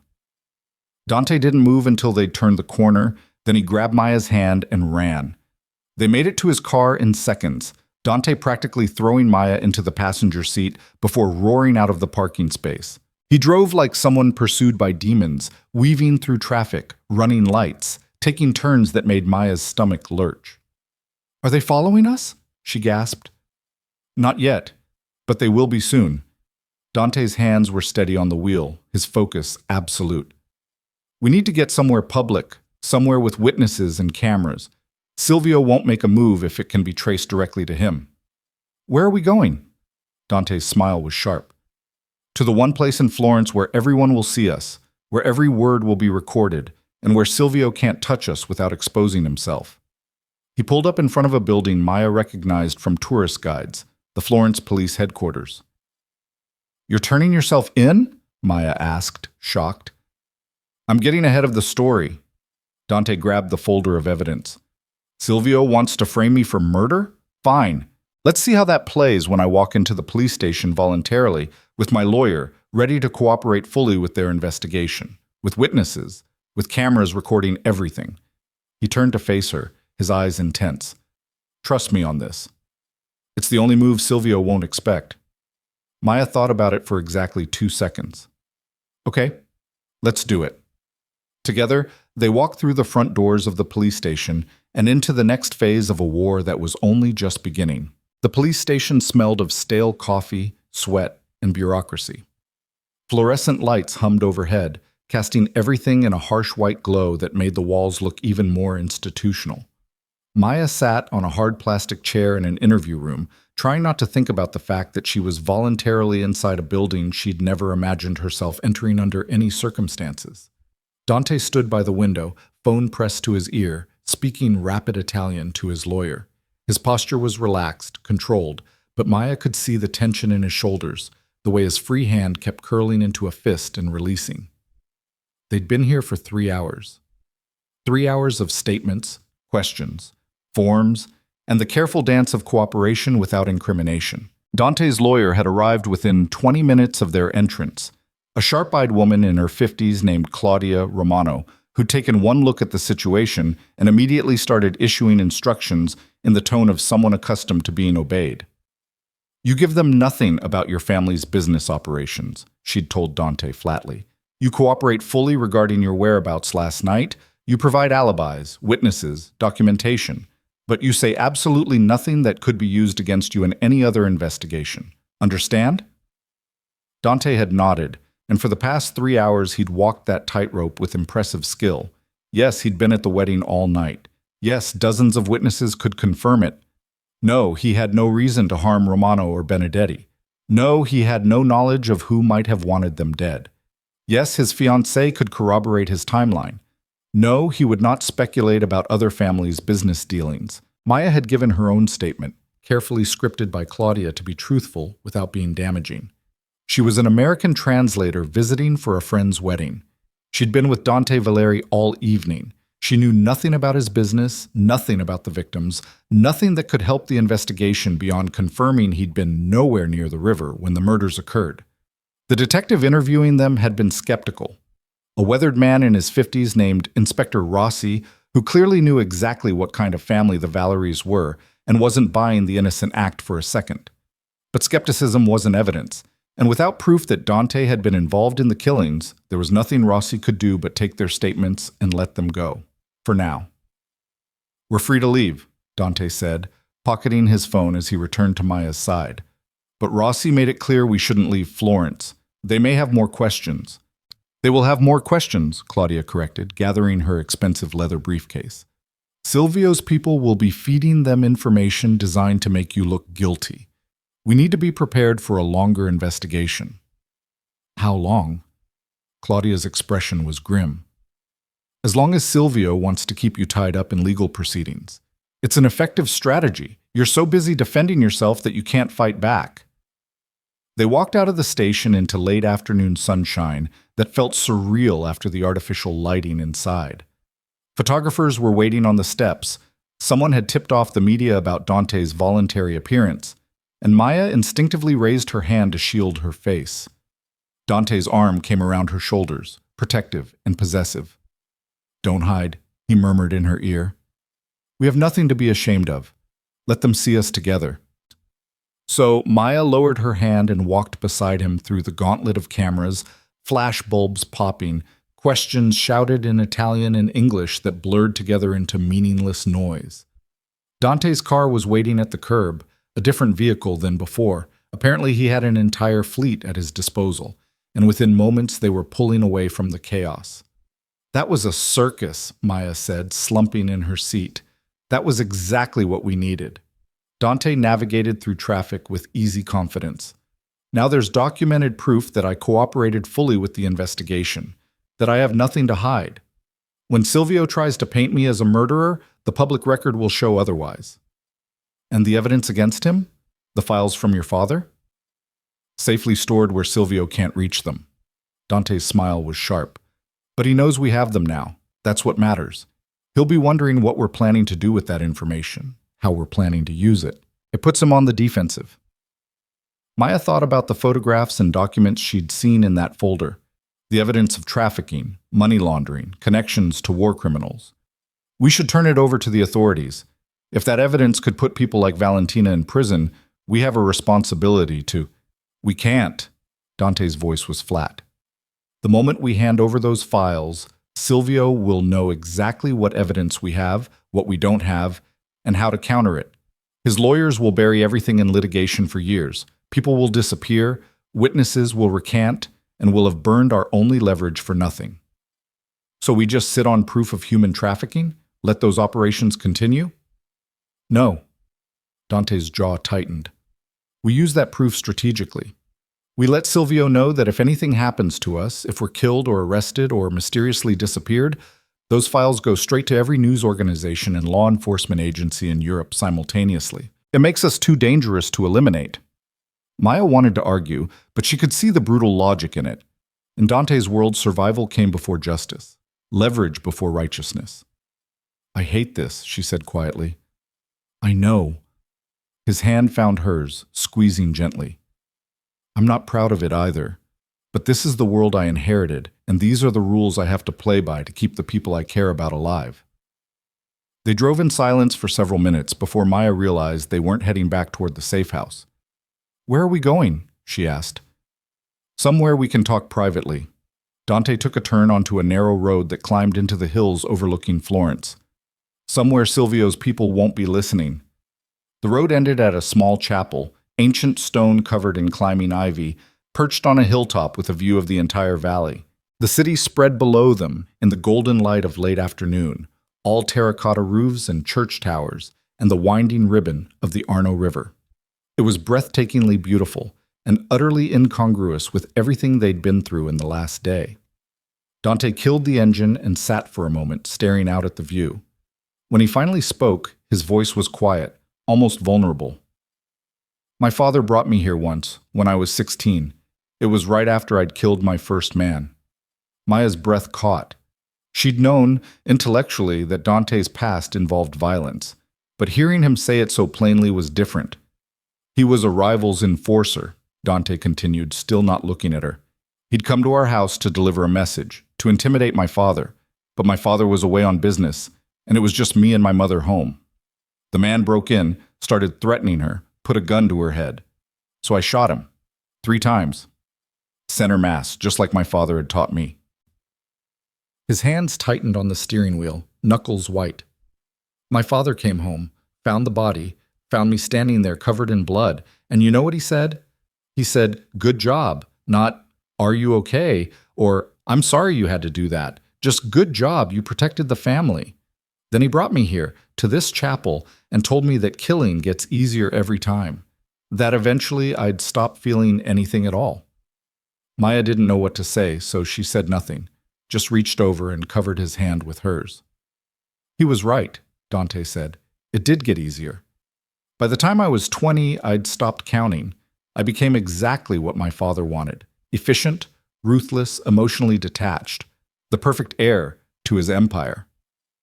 He finally turned to look at her, and his eyes were full of something raw and painful. And then he died. And suddenly I was free to ask myself if that's really who I wanted to be. If the empire he built was worth preserving. "And what did you decide?" Maya asked softly. "I decided that some parts are worth saving. The legitimate businesses, the people who depend on us for honest work. But the rest of it, the violence, the extortion, the partnerships with men like Silvio who deal in human misery, that needs to end." His laugh was bitter. But it turns out, you can't just walk away from this life. The moment you try to go legitimate, everyone sees it as weakness.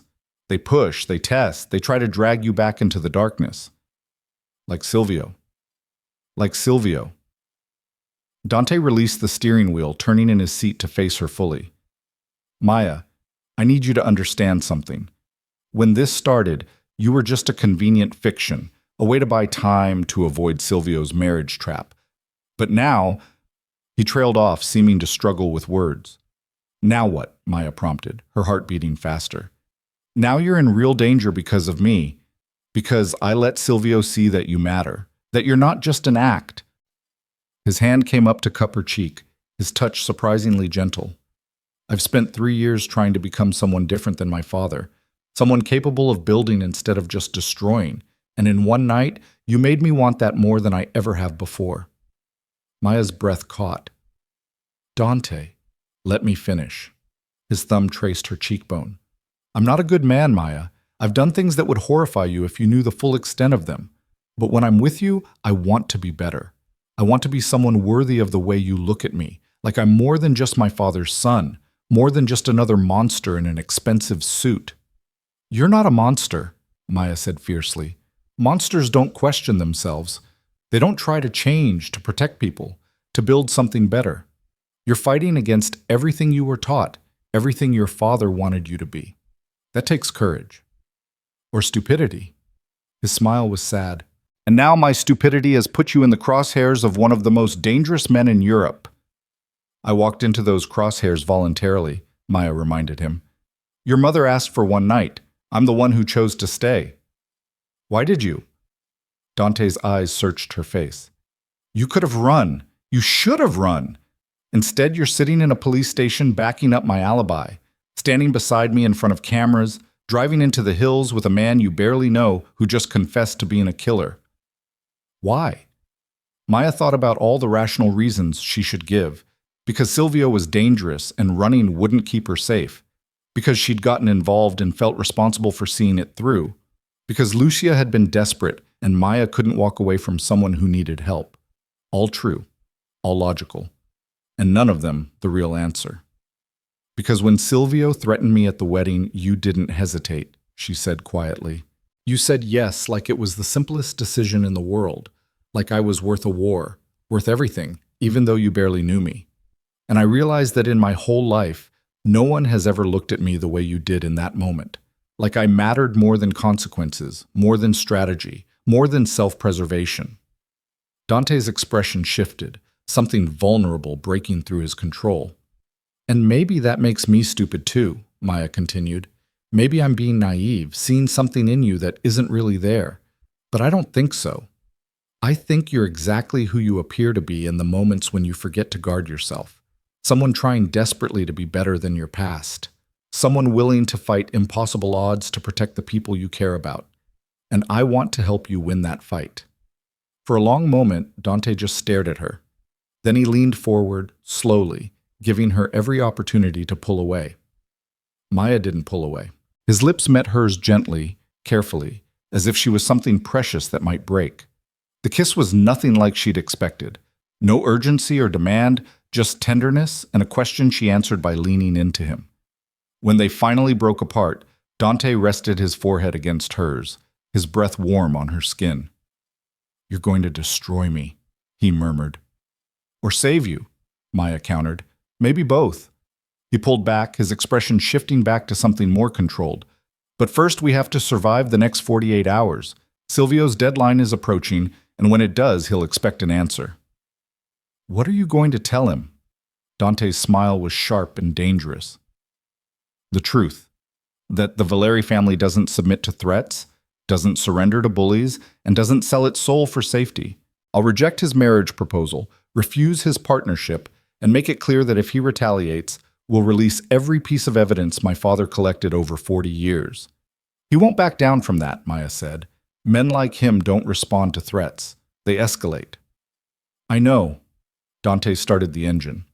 Which is why we're not going to wait for him to make the first move. We're going to force his hand publicly in a way that makes it impossible for him to retaliate without exposing himself. How? By doing exactly what he accused you of being. Dante pulled back onto the road, heading down the hillside. by becoming journalists, or rather, by giving real journalists the story of a lifetime. Maya's mind raced. You want to expose him publicly? But you just said, I said we couldn't turn over the evidence to police because Silvio owns half of them. But the press is different.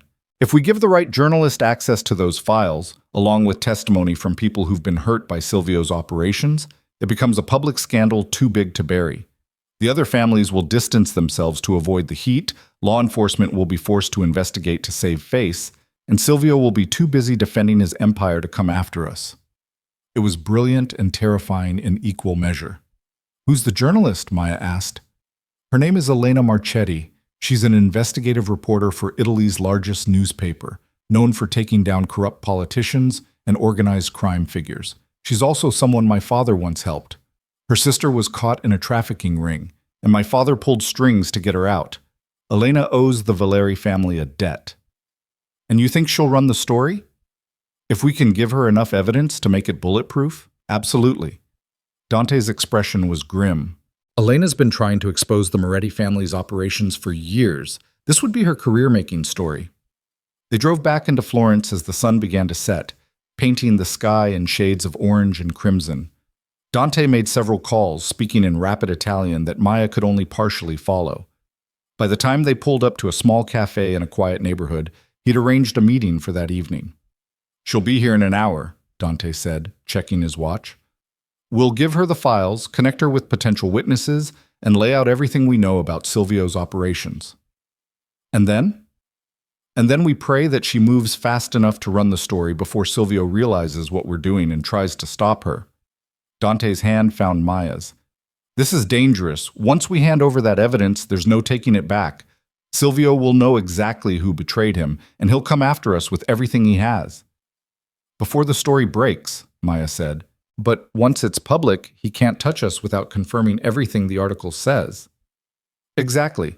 So we have a window, maybe 12 hours, maybe less, when we'll be completely vulnerable. Dante's eyes were serious. I need you to understand what that means. We'll have to disappear tonight, go somewhere Silvio can't find us until the story runs. No contact with friends or family, no returning to any known locations, complete isolation. Maya thought about her life in Boston, her apartment, her work, her routine, all of it waiting for her to return, to slip back into the comfortable anonymity she'd built for herself. And all of it suddenly feeling impossibly small compared to what was happening here. I understand, she said. Do you? Dante's grip tightened on her hand. Because once we do this, there's no going back. You'll be connected to this mess forever, even if we win. Even if Silvio goes down, your name will be in the papers. People will know you were involved in bringing down a major crime family. That follows you. I know. And you're still willing to do it? Maya met his eyes, saw the vulnerability beneath the question. He was giving her one last exit, one final chance to walk away clean. She thought about the women in those files, the victims of Valentina's trafficking operation. She thought about Lucia's terrified face at the wedding, about Alessandro bleeding on the dance floor, about all the people who'd suffered because men like Silvio believed themselves untouchable. And she thought about Dante, trying so desperately to break free from his father's legacy, to build something better from the ruins of an empire built on blood. I'm willing, Maya said firmly. Relief flashed across Dante's face, followed immediately by something that looked like fear. You're either the bravest person I've ever met, he said, echoing his earlier words, or you've completely lost your mind. Definitely both. Maya managed to smile. When do we meet this journalist? As if in answer, a woman approached their table. She was perhaps 40, dressed in practical clothes that suggested more interest in substance than style, with sharp eyes that missed nothing and a recording device already visible in her hand. Dante Valeri, she said in accented English, presumably for Maya's benefit. When your associate called and said you wanted to meet, I almost didn't believe it. The Valeri family has spent 40 years avoiding journalists. Times change, Dante gestured to the empty chair. Elena Marchetti, this is Maya Carter, my fiancée. Elena's eyebrows rose as she sat. The American translator, who everyone thinks is an undercover journalist? How deliciously ironic. The rumors are false, Maya said. I'm exactly who I claim to be. I know, I checked. Elena pulled out a notebook. Which makes your involvement in all this even more interesting. So, Dante, what story are you selling me? I'm not selling anything. Dante slid a USB drive across the table. I'm giving you the story of your career. Everything my father documented about Silvio Moretti's operations over 4 decades. Financial records, testimony from victims, photographs, connections to officials at every level of government. Enough to bring down the entire Moretti empire. Elena stared at the drive like it might explode. Why? Why would you hand this over now? Because Silvio is trying to force my family into a partnership we don't want. Because he ordered an assassination attempt at a wedding and shot an innocent man to send a message. Because someone needs to stop him, and the police are too compromised to do it. Dante leaned forward. And because you owe my family a debt, I'm calling it in. Elena's expression hardened. My sister. You're invoking my sister. Your father saved her life when no one else would help.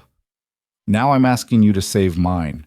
And the lives of everyone else Silvio will destroy if he's allowed to continue operating unchecked.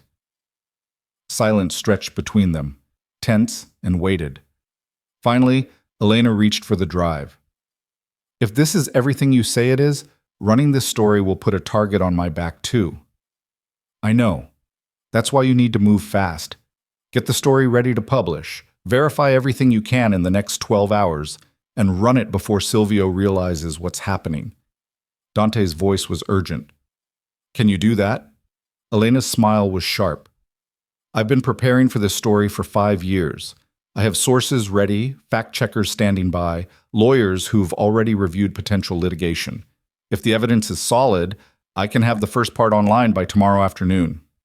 Make it tomorrow morning, Dante said. Early, before Silvio's people are fully awake to counter the narrative. Ambitious. Elena pocketed the drive.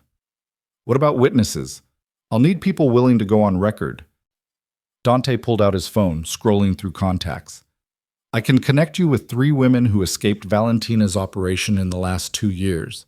They've been too afraid to speak out, but if you can guarantee their safety, I have a network. Elena was already typing notes. We've protected witnesses before. If they're willing to talk, we can keep them safe. They spent the next 30 minutes going over details, Elena asking sharp questions about the evidence, about sources, about potential legal ramifications. Maya watched the woman work, impressed by her methodical approach, the way she anticipated problems and had solutions ready. This was someone who'd been waiting for exactly this opportunity. Finally, Elena stood, the USB drive secure in her bag. I'll contact you when the story is ready to run. In the meantime, you should disappear. Once Silvio realizes what's coming, he'll move fast. We're already gone, Dante said. Elena turned to Maya, her expression softer. You know this will change your life, yes? Once your name appears in connection with bringing down the Moretti family, you'll never be anonymous again. I know, Maya said quietly. And you're okay with that? Maya glanced at Dante, who was watching her with an intensity that made her heart race. I'm okay with it, she said.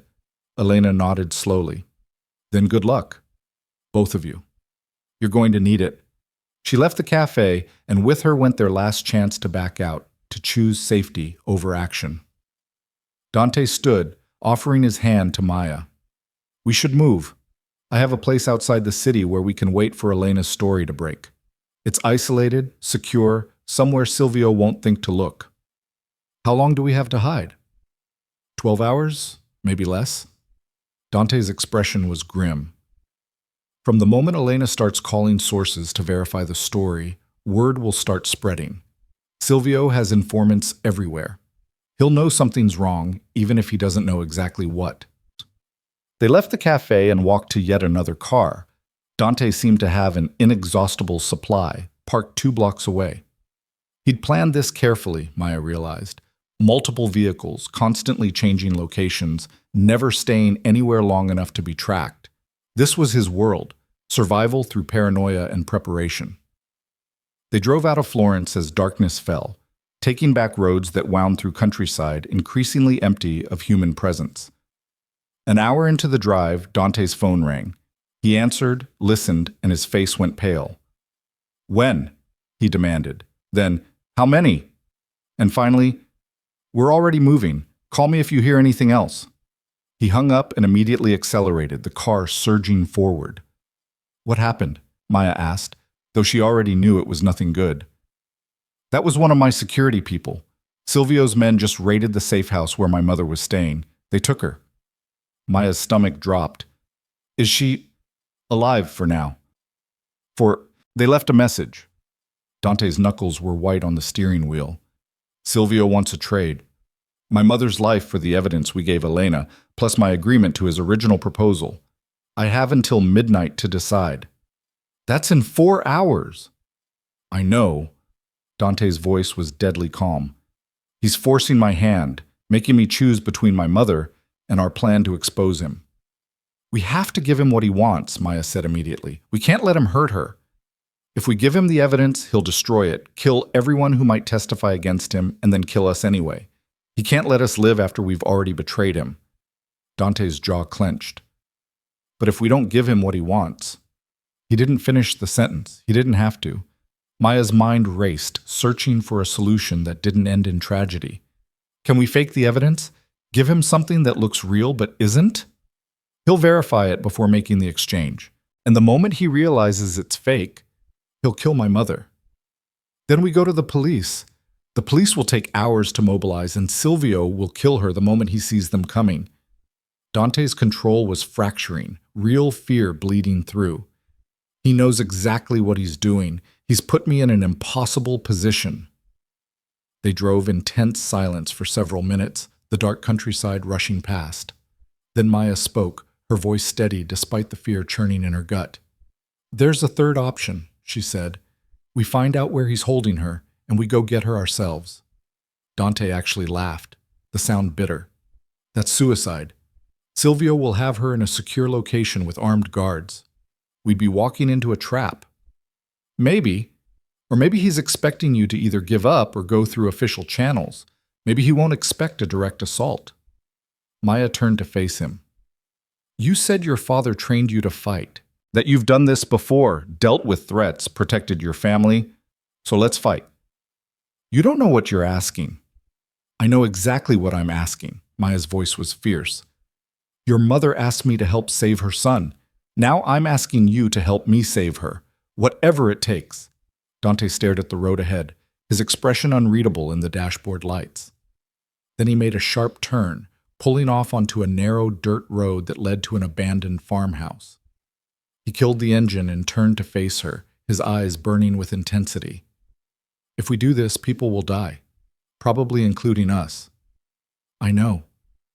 You'll have to be willing to do things you've never done before. Violent things. Things you can't take back. I know. And there's a good chance we fail, that we get my mother killed along with ourselves. There's also a chance we succeed. Maya reached for his hand. A chance we save her, expose Silvio, and survive to see him face justice. Isn't that chance worth fighting for? Dante's fingers interlaced with hers, his grip almost painful in its intensity. You're going to destroy me, he said again, but this time it sounded almost like wonder. Or save you, Maya repeated. He pulled her close, kissing her with a desperate urgency that spoke of fear and hope and terrible, impossible choices. When they broke apart, his expression had shifted into something cold and focused. All right, he said, let's go to war. The abandoned farmhouse became their war room. Dante spread out a map on the dusty kitchen table, marking locations with a pencil stub he'd found in a drawer, while Maya stood at the window keeping watch on the dark road leading to their hideout. My sources say Silvio's holding my mother at an industrial warehouse near the port, Dante said, his voice all business now, emotion locked away behind tactical thinking. It's one of his properties, officially listed as storage for legitimate shipping operations, but actually used for interrogations and temporary holding of people he wants to keep off the books. How many guards? Maya asked, turning from the window. Unknown, but given that he's expecting me to either surrender or attempt a rescue, probably more than usual. 6 at minimum, possibly as many as 12. Dante's finger traced the warehouse perimeter on the map. There are 3 entry points, main cargo doors at the front, a personnel entrance on the east side, and loading docks at the rear. All will be watched. Maya studied the map, her translator's brain automatically analyzing patterns and possibilities. What about the roof? Dante looked up, surprised. What about it? Old industrial warehouses usually have skylights for natural light during the day. If we could get onto the roof, we might be able to enter from above, somewhere they're not expecting. A slow smile crossed Dante's face. That's actually brilliant. Silvio's men think like ground troops. They'll secure doors and windows, but they probably won't think to guard against an aerial approach. Probably isn't certainty. Nothing about this is certain. Dante pulled out his phone, making a call. Marco, I need blueprints for the Moretti warehouse on Via del Porto. Construction documents, anything that shows roof access. Yes, I know it's short notice. 20 minutes? Perfect. He hung up and looked at Maya with something approaching admiration. You're good at this. I translate for international business conferences. Half of my job is understanding how people think, anticipating what they'll do based on cultural and strategic patterns. Maya moved to the table, studying the map more closely. Silvio is predictable because he's arrogant. He thinks 3 moves ahead, but only in the direction he expects opposition to come from. We need to come from somewhere he won't anticipate. Which is why a translator making tactical suggestions is perfect. Dante's hand found hers. But Maya, I need you to understand something. Once we do this, once we cross this line, there's no going back. We'll be directly confronting Silvio's operation with violence. People will get hurt. You might have to hurt someone yourself. Maya thought about the gun she'd seen in Dante's waistband earlier, about the cold reality of what they were planning. Can you get me a weapon? You know how to shoot? My father took me to a range when I was 16. He said every woman should know how to protect herself. Maya's voice was steady despite the fear thrumming through her veins. I'm not an expert, but I can hit what I'm aiming at. Dante studied her face for a long moment, then nodded. There's a lockbox in the bedroom upstairs. Combination is 1843. Take whatever you're comfortable with and pray you don't have to use it. Maya climbed the creaking stairs to a bedroom that smelled of dust and abandonment. The lockbox was exactly where Dante said, hidden under a loose floorboard. Inside were 3 handguns, boxes of ammunition, and what looked like tactical gear, night vision goggles, flashlights, even a knife. She chose the smallest pistol, a compact 9mm that fit her hand reasonably well, and loaded it with trembling fingers. The weight of it was simultaneously terrifying and empowering. When she came back downstairs, Dante had received the warehouse blueprints on his phone and was studying them intently. You were right about the skylights, he said without looking up. 4 of them, arranged along the center of the roof. They're old, probably haven't been opened in years, but they're large enough for a person to fit through.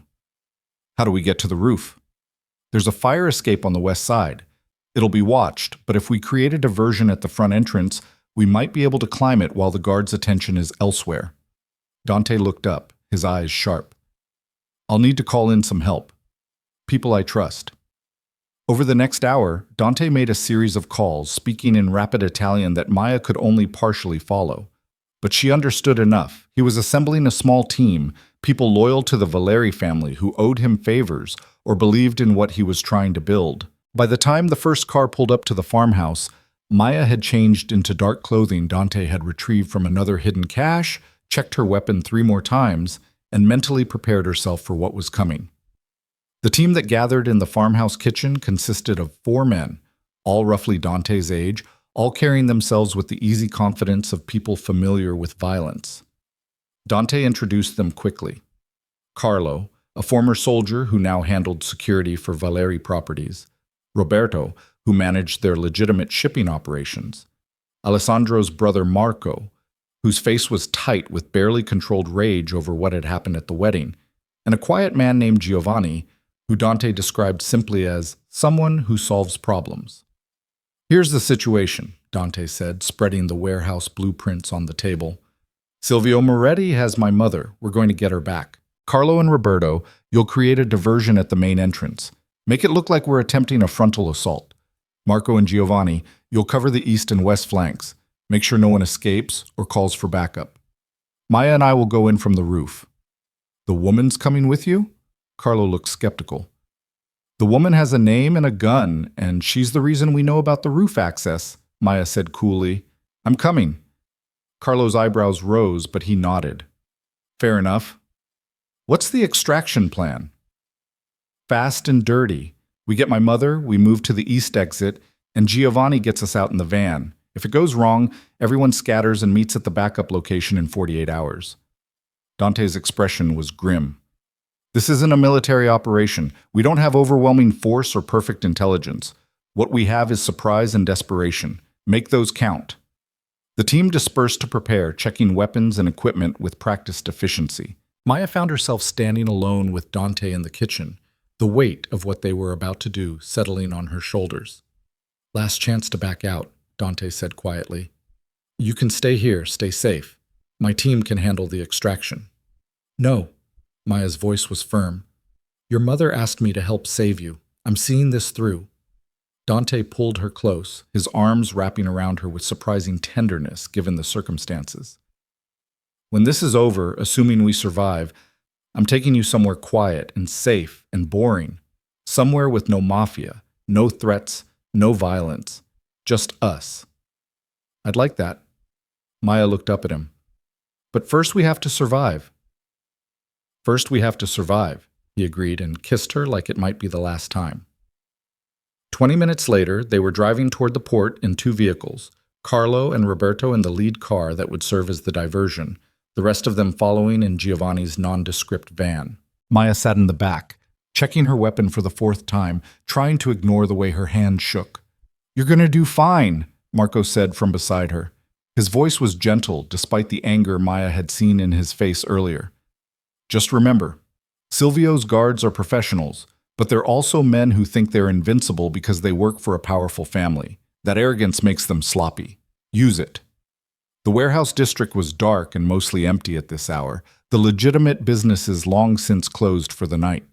Giovanni drove past their target once, slowly, letting them all get a visual on the building. It was exactly as the blueprints had shown, a 3-story industrial structure with loading docks, small windows on the ground floor, and yes, skylights visible on the flat roof. 2 guards were posted at the main entrance, both armed, both looking bored. They're not expecting us yet, Dante murmured. Silvio's midnight deadline hasn't passed. They think they have time. Giovanni circled around to park 3 blocks away, in the shadow of another warehouse. Carlo and Roberto continued toward the front entrance in their vehicle. Everyone clear on the plan? Dante asked. Nods all around. Then let's move. And remember, my mother is the priority. Everything else is secondary. They split up, moving through the darkness between buildings like shadows. Maya stayed close to Dante, following his lead as he navigated the industrial maze with the confidence of someone who'd done this before. Her heart hammered so hard she was certain everyone could hear it, but her hands were steady on her weapon. They reached the west side of the target building and found the fire escape exactly where the blueprints had indicated. It was old, rusted, the kind of thing that probably failed safety inspections regularly. It'll hold, Dante whispered, reading her expression. I've used it before. When? His smile was grim. Long story. I'll tell you if we survive. From the front of the building came the sudden sound of an engine revving, then the screech of tires. Carlo's diversion was starting. Shouting erupted in Italian, guards yelling commands, footsteps running toward the disturbance. Now, Dante said, and started climbing. Maya followed, the metal ladder creaking under their combined weight, but holding. Up 1 story, then 2, then 3, until they were pulling themselves onto the flat roof. The skylights were exactly where they should be, glass panels set into metal frames, grimy with years of accumulated dirt. Through one of them, Maya could see the warehouse interior, shipping containers stacked along the walls, a clear central area, and in the far corner a small office with lights on. Lucia was in that office, tied to a chair with 2 guards standing watch over her. There, Maya breathed, pointing. Dante nodded, already moving to the skylight directly above the office. He tried the frame carefully, testing for alarms. Nothing triggered. Below, the diversion was in full effect. Maya could hear shouting, the sounds of a confrontation at the main entrance. Most of the guards would have moved to respond, leaving the interior less defended. Dante pulled out a glass cutter from his tactical bag and began working on the skylight with practiced efficiency. Within 2 minutes, He'd cut a circle large enough for them to fit through. "I'll go first," he whispered. "Count to 10, then follow. Stay quiet, stay low, and if shooting starts, get behind cover." Before Maya could respond, he was lowering himself through the opening, dropping the 12 feet to the warehouse floor with a controlled roll that barely made a sound.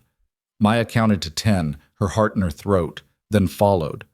The drop was terrifying, but she'd braced for it, letting her legs absorb the impact the way her father had taught her at that long-ago shooting range. Pain jarred through her ankles, but nothing felt broken. Dante was already moving toward the office, staying in the shadows between shipping containers. Maya followed, her weapon raised, every sense screaming alert. They were almost to the office when one of the guards inside turned and saw them. He shouted a warning, reaching for his weapon. Dante was faster. A single shot, suppressed but still loud in the confined space, and the guard went down. The second guard spun, gun coming up. Maya didn't think, just raised her weapon and fired. The recoil surprised her, the sound deafening despite the suppressor. But her shot hit true, catching the guard in the shoulder and spinning him around. Dante was already on him, disarming him with brutal efficiency and knocking him unconscious with a strike to the temple. Then they were in the office, and Lucia was looking up at them with tear-stained relief. "Dante," she gasped, "you came." "Always." He was already cutting her restraints with the tactical knife. "Can you walk?" "I think so." Lucia stood on shaky legs, clutching her son. "But there are more guards," Silvio said, "at least 8 total, and he's here, somewhere in the building." "Where?" Dante's voice was deadly calm. "I don't know. He was here earlier, but then he left, said he had business to attend to." Lucia grabbed Maya's arm. "Thank you, for everything." "Save the thanks for when we're out of here," Maya said. The sound of gunfire erupted from the front of the warehouse, no longer just the diversion, but an actual firefight. "They're breaching the main entrance," Dante said, pulling out his phone. "Marco Giovanni, what's your status?" He listened, his expression darkening. "Fall back. Everyone fall back to the extraction point. We're coming out the east exit now." He hung up and turned to Maya and his mother. "Change of plans." Silvio's people called in reinforcements. "We have maybe 3 minutes before we're completely surrounded." They ran for the east exit, Dante leading, Maya bringing up the rear with her weapon raised. Behind them, Maya could hear shouts, footsteps, the chaos of guards trying to organize a response. They burst through the east door into the night air, and found Silvio Moretti standing there with 4 armed men. "Dante," Silvio said pleasantly, as if they'd met at a social function rather than a violent extraction. "How predictable." "I knew you'd come for your mother, just like I knew exactly which exit you'd use." He'd been waiting for them. The entire thing had been a trap within a trap. Dante raised his weapon, but Silvio's men already had theirs trained on all 3 of them. "Now we can do this 2 ways, Silvio continued. "You can surrender quietly, hand over the evidence you gave that journalist, and I'll kill you quickly. Or we can do this messily, and I'll make sure your mother watches you die slowly before I kill her too." "You're too late," Dante said. "The story's already being verified. By morning, every news organization in Europe will have documentation of your operations." Silvio's smile faded. "Then I'll have to move faster than planned. Kill the journalist, destroy the evidence, and eliminate everyone who knows anything, starting with you." His finger was tightening on the trigger when headlights blazed to life, flooding the area with blinding light. A voice boomed over a loudspeaker in Italian, commanding everyone to freeze. This was the police. Silvio's expression shifted from confident to enraged. "Who?" "I called them," came a new voice. Elena Marchetti stepped out of the shadows behind the police vehicles, a recording device in her hand. "And I've been recording everything you just said, Silvio, the threats, the admission that you plan to kill witnesses and journalists. It's all documented." Silvio's face contorted with fury. He swung his weapon toward Elena. Maya didn't think, just raised her gun and fired. The shot took Silvio in the arm, spinning him around and sending his weapon flying. His guards hesitated, caught between multiple threats, and in that moment of uncertainty, the police swarmed them. Within seconds, it was over. Silvio and his men were on the ground, being handcuffed, while more police poured into the warehouse to secure it. Detective Rossi, the same man who'd interviewed them earlier, approached Dante with an expression that was part frustration, part grudging respect. You couldn't wait for us to handle this properly? He asked in English. You wouldn't have moved in time to save my mother, Dante replied. And you know it. Rossi sighed. Probably true. Fortunately for you, Signora Marchetti contacted us with enough evidence to justify an immediate operation. And what we found here tonight, along with what Moretti just confessed on recording, is enough to put him away for the rest of his life. He paused, looking at Dante seriously. But this doesn't mean you're off the hook. Your family's operations will still be investigated. If we find evidence of criminal activity, you won't, Dante said firmly. Because there isn't any, not anymore. The Valeri family is going legitimate. This was our last battle. Rossi looked skeptical but nodded. We'll see. In the meantime, you're free to go, but stay available for questions. He turned away, leaving them standing in the chaos of flashing police lights and organized law enforcement. Elena approached, still holding her recording device. That was incredibly stupid and incredibly brave. You gave me exactly the ending my story needed. Silvio caught in the act, making threats, actually attempting murder. This is going to be front-page news across Europe by morning. What about the witnesses? Maya asked. The women from Valentina's operation? Already in protective custody. The police are moving fast now that they have ironclad justification. Elena's smile was fierce. Valentina's organization is finished. She'll be arrested within hours. Dante's phone buzzed. He checked it, and for the first time all night, his expression relaxed. Alessandro's brother just texted. Alessandro's awake and asking for Sofia. He's going to be fine. Lucia started crying. Relief, exhaustion, and the release of days of accumulated terror all spilling out. Dante wrapped his arms around his mother, and Maya stepped back to give them privacy. Elena moved to stand beside her. You know your life just changed permanently, yes? By tomorrow, everyone will know you were instrumental in bringing down the Moretti family. That story follows you forever. I know, Maya said, and realized she was okay with it. The next few hours were a blur of police statements, medical evaluations to ensure none of them were seriously hurt, and the organized chaos of a major law enforcement operation. By the time they were finally released, dawn was breaking over Florence, painting the sky in shades of rose and gold. Dante drove them back to the farmhouse in exhausted silence, all three of them too wrung out for conversation. Lucia fell asleep in the back seat almost immediately, her head against the window. Is it really over? Maya asked quietly.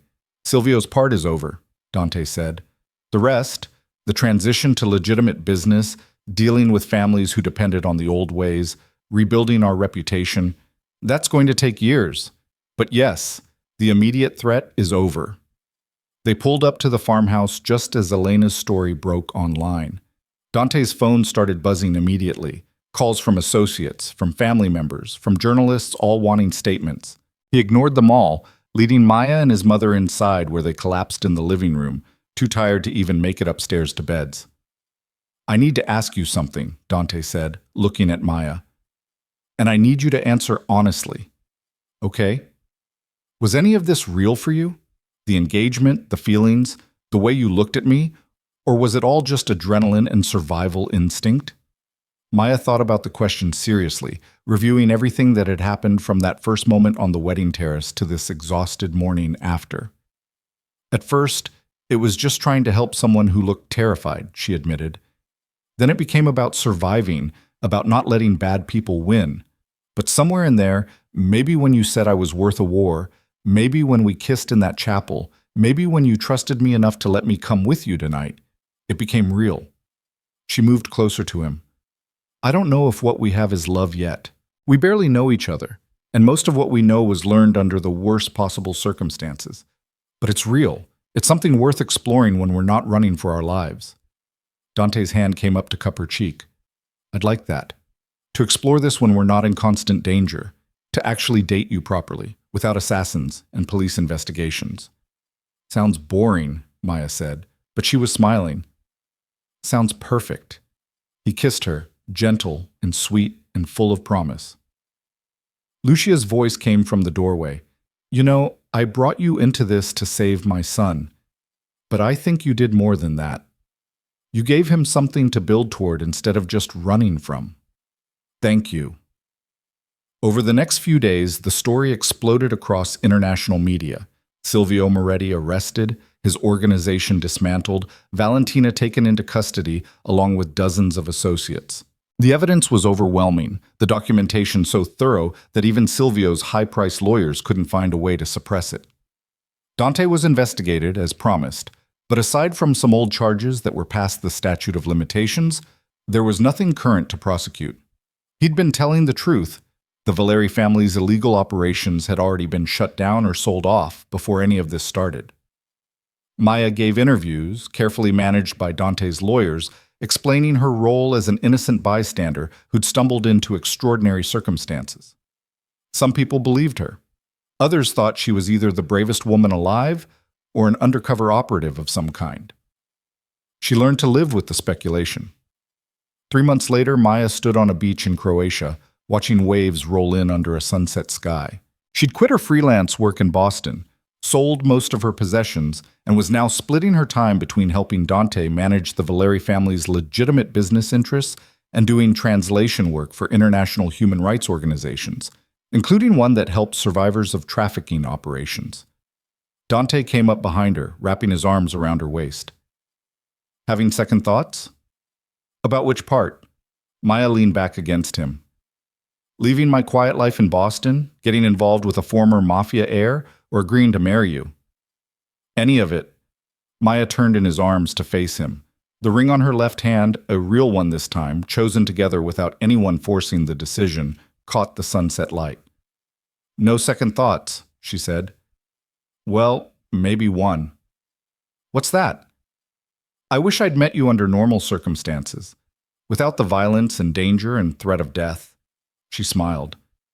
But then again, we probably never would have met at all.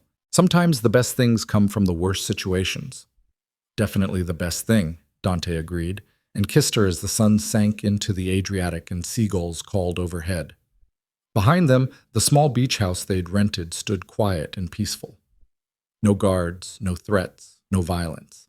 Just two people who'd found each other in the chaos and decided to build something better from the wreckage. In Florence, Silvio Moretti sat in a maximum security prison, awaiting trial on dozens of charges that would keep him locked up for the rest of his life. His empire had crumbled, his allies had abandoned him, and his daughter faced her own lengthy prison sentence. In Boston, Maya's former apartment had a new tenant who would never know that the quiet translator who'd lived there before had helped bring down one of Europe's most dangerous crime families. And in a villa in the Tuscan hills, Lucia Valeri planned a wedding. A real one this time, with no lies, no deceptions, just her son marrying the woman who'd saved his life in more ways than one. 6 months after that night at the warehouse, Maya and Dante stood in a small chapel on the Croatian coast, surrounded by a handful of close friends and family. No 300 guests, no political alliances, no danger lurking in the shadows. Just two people who'd met over tea at someone else's wedding, found themselves in the middle of a war, and somehow came out the other side together. Sofia was there, her husband Alessandro fully recovered and standing beside her. Elena Marchetti came, having won several journalism awards for her exposé. Even Detective Rossi sent a card, surprisingly warm, wishing them happiness. The ceremony was simple, the vows honest, the celebration afterward relaxed and full of genuine joy. As Maya and Dante danced on a terrace overlooking the sea, she thought about that first night when a desperate mother had asked for impossible help and Maya had somehow found the courage to say yes. "What are you thinking about?" Dante asked, holding her close. "About how I came to Italy for a wedding and found a completely different life." Better or worse? Maya looked up at the man she'd married, no longer just a dangerous stranger or a fake fiancé, but her partner, her choice, her future. "Definitely better," she said. "Absolutely. Completely better." He spun her gently, and she laughed, the sound carrying on the warm evening air. Somewhere in the distance, church bells chimed the hour. But unlike that first day in Tuscany, these bells rang for celebration, not warning, for joy, not danger, for a new beginning built on the ashes of an old war. And as the sun set over the Adriatic, painting the sky in impossible shades of orange and pink, Maya Carter, now Maya Valeri, held tight to the man she'd saved and who'd saved her in return, and knew that sometimes the most extraordinary love stories begin with a single, impossible question: will you help me? And the even more impossible answer: yes.